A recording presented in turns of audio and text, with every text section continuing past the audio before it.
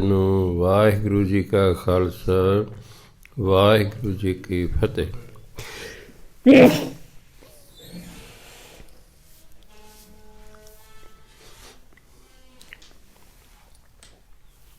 ਸ਼੍ਰੀ ਗੁਰੂ ਗ੍ਰੰਥ ਸਾਹਿਬ ਦੇ ਅੰਗ ਨੰਬਰ 1373 ਤੇ 161 ਨੰਬਰ ਤੋਂ ਬਾਅਦ ਹੈ। ਉੱਪਰੋਂ ਚੌਥੀ ਪੰਕਤੀ ਹੈ। ਅੰਗ ਨੰਬਰ 1373 ਉੱਤੋਂ ਚੌਥੀ ਪੰਕਤੀ ਹੈ। 161 ਨੰਬਰ ਸ਼ਲੋਕ ਤੋਂ ਬਾਅਦ ਹੈ। ਕਬੀਰ ਹਰ ਹੀਰਾ ਜਨ ਜੋਹਰੀ ਲੇਕੈ ਮਾਂਡੈ ਹਾਟ ਜਬ ਹੀ ਪਾਈਐ ਪਾਰਖੂ ਤਬ ਹੀਰਨ ਕੀ ਸਾਟ। ਕਬੀਰ ਸਾਹਿਬ ਕਹਿੰਦੇ ਹਰ ਹੀਰਾ, ਹਰੀ ਹੀਰਾ ਹੈ। ਪਾਪ ਪਰਮਾਤਮਾ ਦਾ ਨਾਮ ਹੀਰੇ ਦੀ ਨਿਆਈ ਕੀਮਤੀ ਹੈ। ਜਿਵੇਂ ਤਾਂਬੇ ਨਾਲੋਂ ਚਾਂਦੀ ਮਹਿੰਗੀ ਹੈ, ਚਾਂਦੀ ਨਾਲੋਂ ਸੋਨਾ ਮਹਿੰਗਾ, ਸੋਨੇ ਨਾਲੋਂ ਹੀਰਾ ਮਹਿੰਗਾ ਹੁੰਦਾ। ਹੀਰੇ ਦੀ ਪਰਖ ਕਿਸੇ ਵਿਰਲੇ ਟਾਵੇਂ ਨੂੰ ਹੁੰਦੀ ਹੈ ਅਤੇ ਉਹਦੀ ਕੀਮਤ ਦਾ ਵੀ ਕਿਸੇ ਵਿਰਲੇ ਟਾਵੇਂ ਨੂੰ ਪਤਾ ਹੁੰਦਾ। ਪਰਮਾਤਮਾ ਦਾ ਨਾਮ ਹੀਰਾ ਹੈ, ਪਾ ਬਹੁਤ ਕੀਮਤੀ ਹੈ। ਜਨ ਜੋਹਰੀ, ਜਿਹੜੇ ਪਰਮਾਤਮਾ ਦੇ ਭਗਤ ਨੇ ਉਹ ਜੋਹਰੀ ਹੁੰਦੇ ਨੇ, ਜਿਹੜੇ ਹੀਰਿਆਂ ਦਾ ਵਪਾਰ ਕਰਦੇ ਨੇ, ਜਿਹਨੂੰ ਜਿਊਲਰਸ ਕਹਿੰਦੇ ਨੇ। ਲੈ ਕੇ ਮਾਂਡੈ ਹਾਟ, ਮਾਂਡੈ ਹੁੰਦਾ ਸਜਾਉਣਾ। ਉਹ ਪਰਮਾਤਮਾ ਤੋਂ ਨਾਮ ਰੂਪੀ ਹੀਰਾ ਲੈ ਕੇ ਆਪਣੇ ਮਨ ਰੂਪੀ ਹੱਟੀ ਨੂੰ ਸਜਾ ਲੈਂਦੇ ਨੇ, ਸੋਹਣਾ ਬਣਾ ਲੈਂਦੇ ਨੇ। ਕਿਉਂਕਿ ਪਰਮਾਤਮਾ ਦਾ ਨਾਮ ਸਾਡੇ ਮਨ ਨੂੰ ਸੁੰਦਰ ਬਣਾਉਂਦਾ ਹੈ, ਪਵਿੱਤਰ ਕਰਦਾ ਹੈ, ਮਨ ਦੀ ਸਾਰੀ ਮੈਲ ਧੋਂਦਾ ਹੈ, ਮਨ ਨੂੰ ਸਾਫ਼ ਕਰਦਾ ਹੈ। ਕਿਉਂਕਿ ਸਤਿਅਮ ਸ਼ਿਵਮ ਸੁੰਦਰਮ, ਜਿਹੜਾ ਸੱਤ ਹੈ, ਸ਼ਿਵਮ ਉਹ ਗਿਆਨ ਹੈ, ਸੱਤ ਜਿਹੜਾ ਹੈ ਸੁੰਦਰ ਹੈ। ਪਰਮਾਤਮਾ ਸੁੰਦਰ ਵੀ ਹੈ ਅਤੇ ਪਰਮਾਤਮਾ ਗਿਆਨਵਾਨ ਵੀ ਹੈ। ਅਤੇ ਬਾਣੀ ਕਹਿੰਦੇ ਜੈਸਾ ਸੇਵੈ ਤੈਸੋ ਹੋਵੇ। ਜਿਹੋ ਜਿਹੇ ਦਾ ਤੁਸੀਂ ਸਿਮਰਨ ਕਰੋਗੇ ਹੌਲੀ ਹੌਲੀ ਉਹੋ ਜਿਹੇ ਹੋ ਜਾਵੋਗੇ। ਇਸ ਲਈ ਵਾਹਿਗੁਰੂ ਵਾਹਿਗੁਰੂ ਵਾਹਿਗੁਰੂ ਕਰਦੇ ਰਹਿਣਾ। ਵਾਹਿਗੁਰੂ ਵਾਲੇ ਜਿਹੜੇ ਗੁਣ ਨੇ ਉਹ ਆਪਣੇ ਆਪ ਹੀ ਸਾਡੇ 'ਚ ਪ੍ਰਵੇਸ਼ ਕਰਦੇ ਰਹਿਣੇ ਨੇ। ਅਤੇ ਇੱਕ ਸਮਾਂ ਆਉਣਾ ਅਸੀਂ ਵਾਹਿਗੁਰੂ ਵਰਗੇ ਹੋ ਜਾਣਾ। ਕਿਉਂਕਿ ਜਦੋਂ ਉਹਦੇ ਗੁਣ ਸਾਡੇ 'ਚ ਪੈਦਾ ਹੋ ਗਏ। ਦੇਖੋ ਪਰਮਾਤਮਾ ਦਾ ਸਰੀਰ ਨਹੀਂ ਹੈ, ਸਾਡਾ ਸਰੀਰ ਹੈ। ਬਾਹਰੋਂ ਅਸੀਂ ਦੋ ਹੀ ਰਹਿਣੇ, ਪਰ ਜਦੋਂ ਗੁਣ ਆਪਸ 'ਚ ਮਿਲ ਗਏ ਤਾਂ ਉੱਥੇ ਜਾ ਕੇ ਗੁਰਬਾਣੀ ਕਹਿੰਦੇ ਏਕ ਜੋਤ ਦੋਏ ਮੂਰਤੀ ਧਨ ਫਿਰ ਕਹੀਐ ਸੋਏ।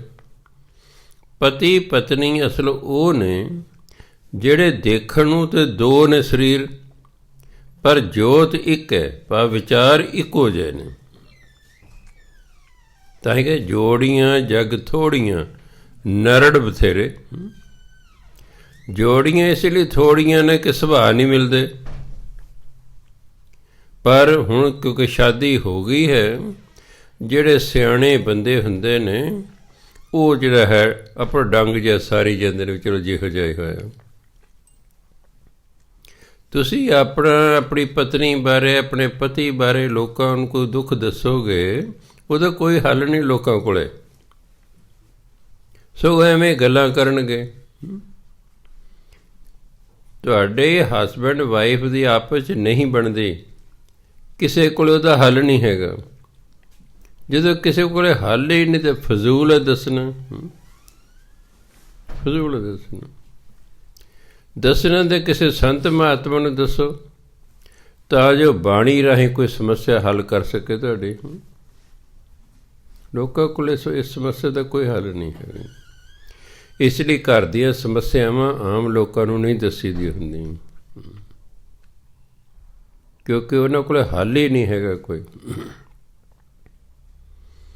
ਹੁਣ ਜਦੋਂ ਆਪਾਂ ਪਰਮਾਤਮਾ ਦਾ ਨਾਮ ਜਪੀ ਜਾਵਾਂਗੇ, ਜਪੀ ਜਾਵਾਂਗੇ, ਜਪੀ ਜਾਵਾਂਗੇ, ਪਰਮਾਤਮਾ ਵਾਲੇ ਗੁਣ ਸਾਡੇ 'ਚ ਆਪਣੇ ਆਪ ਹੀ ਪੈਦਾ ਹੋਈ ਜਾਣਗੇ। ਸਹਿਜ ਸੁਭਾਅ ਸਾਨੂੰ ਕੋਈ ਉਚੇਚ ਕਰਨ ਦੀ ਲੋੜ ਨਹੀਂ ਪਵੇਗੀ। ਸਹਿਜ ਸੁਭਾਅ ਨਾਮ ਜਪੀ ਜਾਣਾ। ਕੋਈ ਵਿਸ਼ੇਸ਼ ਢੰਗ ਤਰੀਕੇ ਨਹੀਂ ਲੋਕਾਂ ਤੋਂ ਸਿੱਖਦੇ ਫਿਰਨਾ। ਜਿਹੜੇ ਤੁਹਾਨੂੰ ਦੱਸਦੇ ਨੇ ਸਿਮਰਨ ਐਂ ਕਰਨਾ ਚਾਹੀਦਾ, ਇਹ ਸਾਰੀ ਯੋਗ ਵਿੱਦਿਆ ਹੈ। ਉਹ ਤਾਂ ਯੋਗੀਆਂ ਵਾਲੇ ਸਾਧਨ ਨੇ, ਜਿਹੜੇ ਕਿ ਸਿੱਖ ਕੌਮ 'ਚ ਪ੍ਰਵਾਨ, ਸਿੱਖ ਧਰਮ ਪ੍ਰਵਾਨ ਨਹੀਂ ਹੈਗੇ।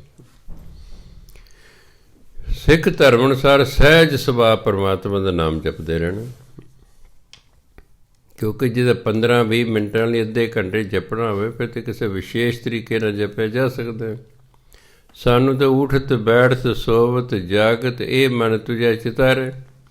ਅਸੀਂ ਤਾਂ ਉੱਠਦਿਆਂ ਬੈਠਦਿਆਂ ਸੁੱਤਿਆਂ ਜਾਗਦਿਆਂ ਨਾਮ ਜਪੀ ਜਾਣਾ ਹੈ। ਇਸ ਲਈ ਸਹਿਜ ਸੁਭਾਅ ਨਾਮ ਜਪਦੇ ਰਹਿਣਾ। ਜਦੋਂ ਅਸੀਂ ਨਾਮ ਜਪੀ ਜਾਵਾਂਗੇ, ਜਪੀ ਜਾਵਾਂਗੇ, ਪਰਮਾਤਮਾ ਵਾਲੇ ਗੁਣ ਸਾਡੇ ਅੰਦਰ ਆਪਣੇ ਆਪ ਹੀ ਪੈਦਾ ਹੋ ਜਾਣਗੇ। ਕਬੀਰ ਹਰ ਹੀਰਾ ਜਨ ਜੋਹਰੀ, ਲੈ ਕੇ ਮਾਂਡੈ ਹਾਟ। ਹਰੀ ਦਾ ਨਾਮ ਹੀਰਾ ਹੈ, ਅਤੇ ਜਿਹੜੇ ਹਰੀ ਦੇ ਜਨ ਪਰਮਾਤਮਾ ਦੇ ਭਗਤ ਨੇ, ਉਹ ਸਮਝੋ ਜੋਹਰੀ ਨੇ, ਜਿਹੜੇ ਹੀਰਿਆਂ ਦੇ ਵਪਾਰੀ ਨੇ। ਲੈ ਕੇ ਮਾਂਡੈ ਹਾਟ, ਜਿਹੜਾ ਜੋਹਰੀ ਹੈ, ਹੀਰਿਆਂ ਦਾ ਵਪਾਰੀ ਹੈ, ਜਿਹਨੂੰ ਨਾਮ ਦਾ ਗਿਆਨ ਹੈ, ਜਿਹਨੂੰ ਨਾਮ ਦੀ ਕੀਮਤ ਦਾ ਪਤਾ ਹੈ, ਉਹ ਗੁਰੂ ਤੋਂ ਨਾਮ ਲੈ ਕੇ ਆਪਣੀ ਹੱਟੀ ਨੂੰ ਸਜਾ ਲੈਂਦਾ, ਭਾਵ ਆਪਣੇ ਮਨ ਨੂੰ ਸੋਹਣਾ ਬਣਾ ਲੈਂਦਾ ਹੈ। ਜਬ ਹੀ ਪਾਈਏ ਪਾਰਖੂ। ਦੇਖੋ, ਪਾਰਖੂ ਤੋਂ ਬਿਨਾਂ ਕੀਮਤ ਕੋਈ ਨਹੀਂ ਹੋਇਆ ਕਰਦੀ। ਜਦੋਂ ਪਟਨਾ ਸਾਹਿਬ ਗਏ, ਸਾਲ ਸਰਾਏ ਨੂੰ ਮਿਲਣ ਤੋਂ ਪਹਿਲਾਂ ਗੁਰੂ ਮਹਾਰਾਜ ਬਾਹਰ ਬੈਠੇ ਨੇ ਗੰਗਾ ਦੇ ਕੰਢੇ 'ਤੇ। ਮਰਦਾਨਾ ਜੀ ਕਹਿੰਦੇ ਵੀ ਮਹਾਰਾਜ ਜੀ, ਤੁਸੀਂ ਇੰਨਾ ਲੋਕਾਂ ਨੂੰ ਕਹਿੰਦੇ ਨਾਮ ਜਪੋ, ਨਾਮ ਜਪੋ, ਇਹ ਜਪਦੇ ਕਿਉਂ ਨਹੀਂ? ਸਾਰੇ ਸੰਸਾਰ ਦੇ ਸੰਤ ਮਹਾਤਮਾ ਉਹ ਕਹਿੰਦੇ ਰਹਿੰਦੇ ਨੇ ਸੰਸਾਰ ਨੂੰ, ਭਾਈ ਨਾਮ ਜਪਿਆ ਕਰੋ। ਜਪੇ ਬਹੁਤ ਥੋੜ੍ਹੇ ਨਾਮ ਜਪ ਰਹੇ ਨੇ, ਬਾਕੀ ਸੁਣੇ ਅਣਸੁਣੇ ਕਰ ਦਿੰਦੇ ਨੇ। ਜੇ ਜਪਦੇ ਕਿਉਂ ਨਹੀਂ? ਗੁਰੂ ਮਰ ਕੇ ਇਹਨੂੰ ਨਾਮ ਦੀ, ਮਰਦਾਨਾ ਜੀ, ਇਹਨਾਂ ਨੂੰ ਨਾਮ ਦੀ ਕੀਮਤ ਦਾ ਹੀ ਨਹੀਂ ਪਤਾ। ਜਦੋਂ ਇਹਨਾਂ ਨਾਮ ਦੀ ਕੀਮਤ ਦਾ ਪਤਾ ਲੱਗੇਗਾ, ਫਿਰ ਇਹ ਜਪਣਗੇ। ਗੁਰੂ ਮਹਾਰਾਜ ਨੇ ਪੈਰ ਦੇ ਅੰਗੂਠੇ ਨਾਲ ਧਰਤੀ ਮਿੱਟੀ ਥੋੜ੍ਹੀ ਪਰਾਂ ਹਟਾਈ ਹੈ, ਇੱਥੋਂ ਇੱਕ ਲਾਲ ਨਿਕਲਿਆ, ਹੀਰਾ ਜਿਹਨੂੰ ਕਹਿੰਦੇ। ਕਹਿੰਦੇ ਲਓ ਮਰਦਾਨਾ ਜੀ ਨੂੰ ਵੇਚ ਕੇ ਨਹੀਂ ਆਉਣਾ, ਸਿਰਫ ਕੀਮਤ ਪੁੱਛ ਕੇ ਆਉਣੀ। ਪਟਨਾ ਸ਼ਹਿਰ ਹੈ, ਲੈ ਜਾਓ। ਇੱਕ ਓਲਡ ਪਟਨਾ ਹੈ, ਇੱਕ ਨਿਊ ਪਟਨਾ ਹੈ। ਜਿਹੜਾ ਪੁਰਾਣਾ ਪਟਨਾ ਹੈ, ਜਿੱਥੇ ਆਪਣਾ ਗੁਰਦੁਆਰਾ ਸਾਹਿਬ ਹੈ, ਉਹ ਪੁਰਾਣਾ ਪਟਨਾ ਹੈ। ਉੱਥੇ ਨੇੜੇ ਬੈਠੇ ਨੇ। ਕਹਿੰਦੇ ਇਹਨੂੰ ਬਾਜ਼ਾਰ 'ਚ ਲੈ ਜਾ, ਕੀਮਤ ਪੁੱਛ ਕੇ ਆਉਣੀ ਬਸ। ਇੱਕ ਦੁਕਾਨ 'ਤੇ ਗਿਆ, ਕਹਿੰਦਾ ਚੁਆਨੀ ਲੈਣੀ ਹੈ। ਦੂਜੀ ਦੁਕਾਨ 'ਤੇ ਗਿਆ, ਕਹਿੰਦੇ ਠੈਨੀ ਲੈਣੀ। ਤੀਜੀ ਦੁਕਾਨ 'ਤੇ ਗਿਆ, ਕਹਿੰਦੇ ਰੁਪਈਆ ਲੈਣਾ। ਚੌਥੀ ਦੁਕਾਨ 'ਤੇ ਗਿਆ, ਉਹਨੇ ਦੇਖਿਆ ਮਹਾਤਮਾ ਹੈ, ਕਹਿੰਦੇ ਮਹਾਤਮਾ 5 ਗਜ਼ ਕੱਪੜਾ ਲੈਣੇ ਦੇ ਬਦਲੇ। ਉਹਨੇ ਕਿਸੇ ਨੂੰ ਪੁੱਛਿਆ ਵੀ ਤੇ ਸਭ ਤੋਂ ਵੱਡਾ ਜੋਹਰੀ ਕੌਣ ਹੈ? ਉਹ ਕਹਿੰਦੇ ਸੀ ਨਾ ਸਾਲ ਸਰਾਏ ਹੈ, ਉਹ ਸਭ ਤੋਂ ਵੱਡਾ ਜੋਹਰੀ ਹੈ ਪਟਨਾ ਦਾ, ਤੂੰ ਉਹਦੇ ਕੋਲੇ ਜਾ। ਮਰਦਾਨਾ ਜੀ ਉੱਥੇ ਆ ਗਏ। ਉਹਦਾ ਜਿਹੜਾ ਨੌਕਰ ਸੀ ਅਦਰਕਾ, ਉਹ ਸੀ ਦੁਕਾਨ 'ਤੇ। ਦੁਕਾਨ ਦੇ ਉੱਤੇ ਹੀ ਘਰ ਸੀ ਸਾਲਸਰਾਏ ਦਾ। ਜਿਵੇਂ ਆਮ ਲੋਕਾਂ ਨੇ ਹੇਠਾਂ ਦੁਕਾਨਾਂ ਹੁੰਦੀ ਤੇ ਘਰ ਪਾ ਲੈਂਦੇ ਨੇ। ਅਦਰੱਕਾ ਦੁਕਾਨ 'ਤੇ ਹੈ। ਉਹਨੇ ਪਹਿਰਾਵਾ ਦੇਖਿਆ, ਸਾਧੂ ਵਾਲਾ ਸਤਿਕਾਰ ਕੀਤਾ। ਆਓ ਜੀ ਮਹਾਤਮਾ ਜੀ ਕਿਵੇਂ ਆਏ ਹੋ? ਕਹੇ ਜੀ ਮੈਂ ਇਹ ਹੀਰਾ ਵੇਚਣਾ। ਹੁਣ ਆਖਰਕਾਰ ਉਹਦਾ ਮਾਲਕ ਹੀਰਿਆਂ ਦਾ ਵਪਾਰੀ ਸੀ, ਅਤੇ ਨੌਕਰ ਨੂੰ ਵੀ ਹੌਲੀ ਹੌਲੀ ਗਿਆਨ ਹੋਈ ਜਾਂਦਾ ਨਾ। ਆਪਾਂ ਆਪਣੀ ਦੁਕਾਨ 'ਤੇ ਕੋਈ ਨੌਕਰ ਰੱਖਿਆ, ਸਾਲ 2 ਸਾਲ 10 ਸਾਲ ਹੋ ਗਏ, ਉਹਨੂੰ ਗਿਆਨ ਹੋ ਜਾਂਦਾ ਵੀ ਆਹ ਦਾਲ ਇੰਨੇ ਦੀ ਆ, ਆਹ ਚੀਜ਼ ਇੰਨੇ ਦੀ ਆ, ਇੰਨੇ ਦੀ ਗਿਆਨ ਹੋ ਜਾਂਦਾ ਸਾਨੂੰ। ਉਹਨੇ ਜਦੋਂ ਹੀਰਾ ਵੇਖਿਆ, ਉਹਨੇ ਦੇਖੇ ਤਾਂ ਬਹੁਤ ਕੀਮਤੀ ਹੈ। ਕਹਿੰਦੇ ਮਹਾਤਮਾ ਜੀ ਬੈਠੋ, ਮੈਂ ਮਾਲਕ ਨੂੰ ਸੱਦ ਕੇ ਲਿਆਉਣਾ। ਸਾਲ ਸਰਾਏ ਆ ਗਿਆ। ਸਾਲ ਸਰਾਏ ਨੇ ਜਦੋਂ ਹੀਰਾ ਵੇਖਿਆ ਨਾ, ਕਹਿੰਦੇ ਅਦਰੱਕੇ ਇੱਕ ਥਾਲੀ ਲਿਆ। ਥਾਲੀ ਲਿਆ, 100 ਮੋਹਰ ਲਿਆ। ਪੁਰਾਣੇ ਜ਼ਮਾਨੇ ਦੇ ਵਿੱਚ ਨਾ ਸੋਨੇ ਦੀਆਂ ਮੋਹਰਾਂ ਹੁੰਦੀਆਂ ਸੀ, ਅੱਜ ਕੱਲ੍ਹ ਦੇ ਰੁਪਈਏ ਨਹੀਂ ਸੀ ਹੁੰਦੇ। ਹੌਲੀ ਹੌਲੀ ਸੋਨਾ ਮਹਿੰਗਾ ਹੁੰਦਾ ਗਿਆ, ਫਿਰ ਚਾਂਦੀ ਦੇ ਰੁਪਈਏ ਹੋ ਗਏ। ਰੂਪਾ ਜਿਹੜਾ ਸ਼ਬਦ ਹੈ ਰੁਪਈਆ, ਰੂਪਾ ਦਾ ਸ਼ਬਦੀ ਅਰਥ ਹੈ ਚਾਂਦੀ। ਰੂਪਾ ਤੋਂ ਬਣਿਆ ਰੁਪਈਆ, ਫਿਰ ਚਾਂਦੀ ਦੇ ਹੋ ਗਏ। ਉਹ ਚਾਂਦੀ ਵੀ ਮਹਿੰਗੀ ਹੋ ਗਈ, ਫਿਰ ਤਾਂਬੇ ਦਾ ਹੋ ਗਿਆ ਰੁਪਈਆ। ਉਹ ਵੀ ਹੌਲੀ ਹੌਲੀ ਮਹਿੰਗਾ ਹੋ ਗਿਆ, ਹੁਣ ਐਲੂਮੀਨੀਅਮ ਦੇ ਬਣੇ ਹੋਏ ਨੇ। ਸਮਾਂ ਪੱਕ ਹੋ ਗਿਆ। ਕਹਿੰਦੇ ਥਾਲੀ ਲਿਆ, 100 ਮੋਹਰ ਲੈ ਕੇ ਆ, ਰੁਮਾਲ ਇੱਕ ਲੈ ਕੇ ਆ, ਅਦਰਕਾ ਲਾਇਆ। ਸਾਲ ਸਰਾਏ ਨੇ ਥਾਲੀ ਦੇ ਵਿੱਚ ਮੋਹਰਾਂ ਰੱਖੀਆਂ, ਉਹ ਹੀਰਾ ਰੱਖਿਆ ਅਤੇ ਹੀਰੇ ਨੂੰ ਮੱਥਾ ਟੇਕਿਆ। ਸਾਲ ਸਰਾਏ ਨੇ ਉੱਤੇ ਕੱਪੜਾ ਦਿੱਤਾ। ਕਹਿੰਦੇ ਮਹਾਤਮਾ ਜੀ ਤੁਸੀਂ ਇਹ ਹੀਰਾ ਵੇਚਣਾ? ਕਹਿੰਦੇ ਹਾਂ ਜੀ। ਮਰਦਾਨਾ ਜੀ ਨੇ ਸੋਚਿਆ ਵੀ ਇਹ ਤਾਂ ਬਹੁਤ ਕੀਮਤ ਪਾਤੀ ਹੈ, ਵੀ ਕੋਈ ਕਹਿੰਦੇ ਚੁਆਨੀ ਲੈਣੀ, ਕੋਈ ਕਹਿੰਦੇ ਠੰਡ ਲੈਣੀ, ਕੋਈ ਕਹਿੰਦੇ ਰੁਪਈਆ ਲੈਣਾ, ਕੋਈ ਕਹਿੰਦਾ 5 ਗਜ ਕੱਪੜਾ ਲੈਣਾ। ਇਹਨਾਂ 'ਤੇ 100 ਰੁਪਈਆ ਕੀਮਤ ਪਾਤੀ ਹੈ, ਵੀ ਬੜੀ ਕੀਮਤ ਪਾਤੀ ਹੈ। ਉਹ ਕਹਿੰਦੇ ਸਾਲ ਸਰੇ ਕਹਿੰਦੇ ਮਹਾਤਮਾ ਜੀ ਇਹ ਹੀਰਾ ਇਤਨਾ ਕੀਮਤੀ ਹੈ ਕਿ ਮੈਂ ਇਕੱਲਾ ਇਸ ਦੀ ਕੀਮਤ ਨਹੀਂ ਪਾ ਸਕਦਾ। ਮੈਂ ਆਲੇ ਦੁਆਲੇ ਦੇ ਸਾਰੇ ਜੌਹਰੀ ਸੱਦਾਂਗਾ, ਉਹ ਰਲ ਕੇ ਜਿੰਨੀ ਇਸ ਦੀ ਕੀਮਤ ਪਾਉਣਗੇ, ਜੇ ਮੇਰੇ ਕੋਲ ਓਨੇ ਪੈਸੇ ਹੋਏ ਤਾਂ ਮੈਂ ਖਰੀਦ ਲਾਂਗਾ, ਅਤੇ ਨਹੀਂ ਤਾਂ ਮੈਂ ਨਹੀਂ ਖਰੀਦ ਸਕਦਾ। ਕਹਿੰਦੇ ਤੁਸੀਂ ਕਿੱਥੋਂ ਆਏ ਹੋ? ਕਹੇ ਜੀ ਮੈਂ ਗੁਰੂ ਨਾਨਕ ਦੇਵ ਜੀ ਮਹਾਰਾਜ ਦਾ ਸੇਵਕ ਹਾਂ। ਅੱਛਾ, ਉਹ ਕਹੇ ਜਿਹੜੇ ਪੰਜਾਬ 'ਚ ਰਹਿੰਦੇ ਹਾਂ, ਉਹ ਕਿੱਥੇ ਤੁਸੀਂ ਇਸ ਵੇਲੇ? ਕਹਿੰਦੇ ਜੀ ਅਸੀਂ ਗੰਗਾ ਦੇ ਕੰਢੇ 'ਤੇ ਬੈਠੇ ਅਤੇ ਨੇੜੇ ਹੀ ਹਾਂ। ਕਹਿੰਦੇ ਅੱਛਾ, ਇਹ ਨਾ ਐਂ ਕਰੋ, ਇਹ ਮਾਇਆ ਵੀ ਲੈ ਜਾਓ, ਹੀਰਾ ਵੀ ਲੈ ਜਾਓ। ਕਹਿੰਦੇ ਜੀ 100 ਰੁਪਏ। ਕਹਿੰਦੇ ਇਹ ਤਾਂ ਮੇਰੇ ਗੁਰੂ ਨੇ ਜਿਸ ਤੋਂ ਮੈਂ ਕੰਮ ਸਿੱਖਿਆ ਨਾ, ਉਹਨੇ ਕਿਹਾ ਜਦੋਂ ਬਹੁਤ ਕੀਮਤੀ ਹੀਰਾ ਵੇਖੇ ਨਾ, ਇਹ 100 ਰੁਪਏ ਮੱਥਾ ਟੇਕਣਾ। ਇਹ ਤਾਂ ਦਰਸ਼ਨੀ ਭੇਟ ਹੈ। ਜਿਵੇਂ ਆਪਾਂ ਗੁਰੂ ਮਹਾਰਾਜ ਦੇ ਦਰਸ਼ਨ ਕਰਨ ਆਉਣੇ ਆ, ਕੁਛ ਲੈ ਕੇ ਆਉਣੇ ਨਾ, ਚਾਹੇ ਇੱਕ ਫੁੱਲ ਹੀ ਲੈ ਆਈਏ ਆਪਣੀ ਸਮਰੱਥਾ ਅਨੁਸਾਰ, ਉਹ ਦਰਸ਼ਨੀ ਭੇਟ ਹੁੰਦਾ ਹੈ। ਕਿਸੇ ਨੇ 5 ਰੁਪਏ ਮੱਥਾ ਟੇਕਤਾ, ਕਿਸੇ ਨੇ 10 ਟੇਕਤਾ, ਕਿਸੇ ਨੇ ਹਾਰ ਚੜਾਤਾ, ਕਿਸੇ ਨੇ ਫੁੱਲ ਹੈ, ਕੋਈ ਸੈਂਟ, ਇਸ ਤਰ੍ਹਾਂ ਕੋਈ ਚੀਜ਼ ਦੇ ਗਿਆ। ਇਹ ਤਾਂ ਦਰਸ਼ਨੀ ਭੇਟ ਹੈ। ਸੱਚੇ ਪਾਤਸ਼ਾਹ ਤੇਰੀ ਬੜੀ ਕਿਰਪਾ, ਤੇਰੇ ਦਰਸ਼ਨ ਹੋਏ ਨੇ। ਇਹ ਤਾਂ ਦਰਸ਼ਨ ਭੇਟ ਹੈ। ਕਹਿੰਦੇ ਕਿੰਨੇ ਆ ਤੁਸੀਂ? ਕਹਿੰਦੇ ਅਸੀਂ 2 ਹੀ ਹਾਂ। ਕਹਿੰਦੇ ਮੈਂ ਲੰਗਰ ਲੈ ਕੇ ਆ ਰਿਹਾ ਤੁਹਾਡਾ ਉੱਥੇ ਹੀ। ਚਲੋ ਅੱਗੇ ਫਿਰ ਲੰਬੀ ਕਹਾਣੀ ਹੈ। ਮੇਰਾ ਕਹਿਣ ਦਾ ਭਾਵ ਇਹ ਸੀ ਕਿ ਜਿਨ੍ਹਾਂ ਨੂੰ ਨਹੀਂ ਸੀ ਪਤਾ ਹੀਰੇ ਦਾ ਕੀਮਤ ਦਾ, ਉਹਨਾਂ ਨੇ 54-58 ਰੁਪਈਆ ਕੀਮਤ ਪਾਈ, ਪਰ ਜਿਸ ਨੂੰ ਪਤਾ ਸੀ ਉਹਨੇ ਦਰਸ਼ਨੀ ਭੇਟ ਹੀ ਇੰਨੀ ਦੇਤੀ। ਕਹਿੰਦੇ ਮਰਦਾਨਾ ਜੀ ਹੁਣ ਸਮਝ ਆ ਗਈ, ਇਹ ਲੋਕ ਕਿਉਂ ਨਹੀਂ ਨਾਮ ਜਪਦੇ? ਇਹਨਾਂ ਨਾਮ ਦੀ ਮਹਿਮਾ ਦਾ ਹੀ ਨਹੀਂ ਪਤਾ।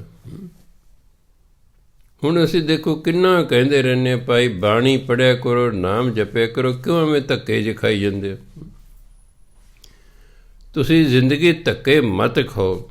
ਤੁਸੀਂ ਬਾਣੀ ਪੜ੍ਹੋ, ਨਾਮ ਜਪੋ, ਤੁਹਾਡੇ ਕਾਰਜ ਰਾਸ ਹੋ ਜਾਣਗੇ। ਆਪਣਾ ਆਨੰਦ ਨਾ ਰਹੇ, ਵਿਹਲੇ ਹੋ ਜਾਓਗੇ ਤੁਸੀਂ।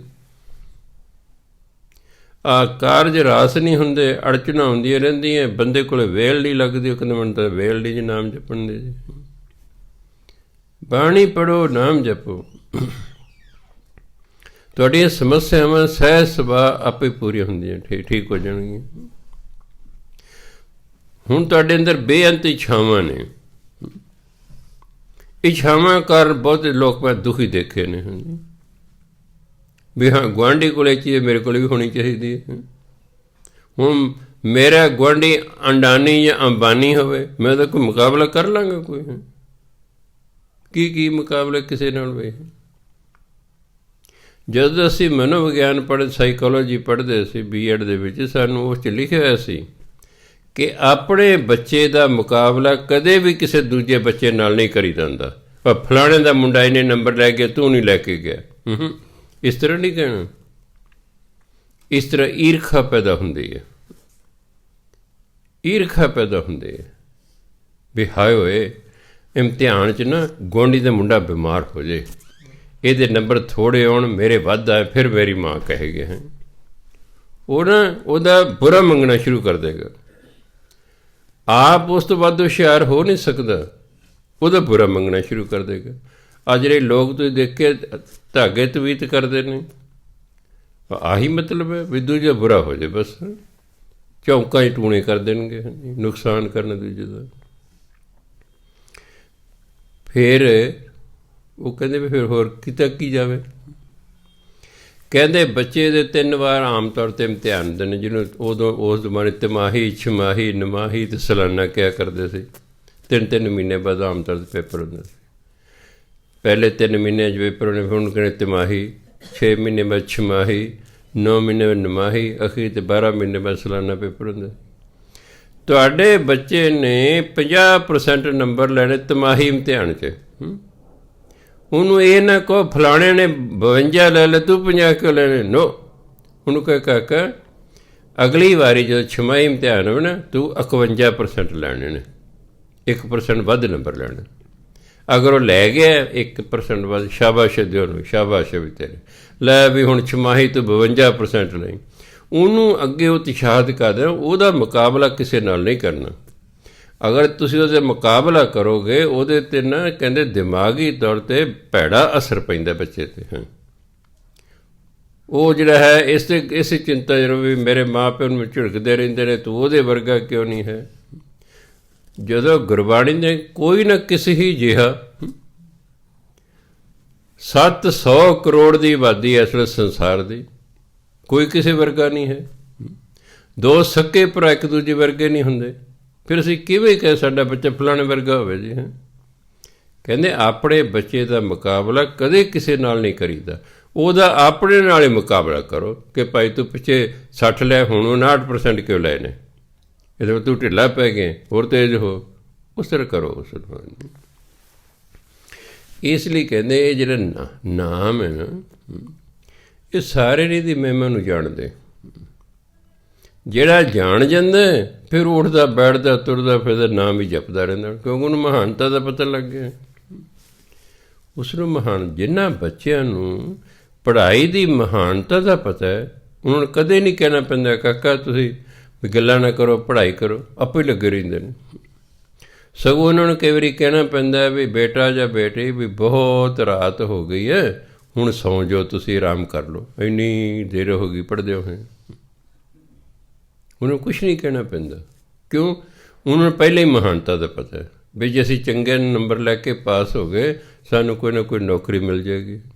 ਜਿਹਨੂੰ ਨਹੀਂ ਮਹਾਨਤਾ ਦਾ ਪਤਾ, ਉਹ ਵਾਰਾਗਰਦੀ ਸਕੂਲਾਂ ਕਾਲਜਾਂ 'ਚ ਕਰ ਦਿੰਦਾ, ਫੇਲ ਹੋ ਗਏ, ਰੀ ਪਿਰਾ ਗਏ, ਆਹ ਹੋ ਗਿਆ, ਉਹ ਹੋ ਗਿਆ।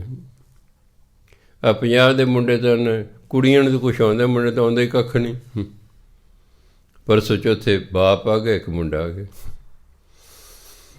ਇਹ ਜੀ ਮੇਰੇ ਮੁੰਡੇ ਨੇ B.Tech ਕੀਤੀ ਹੋਈ ਹੈ।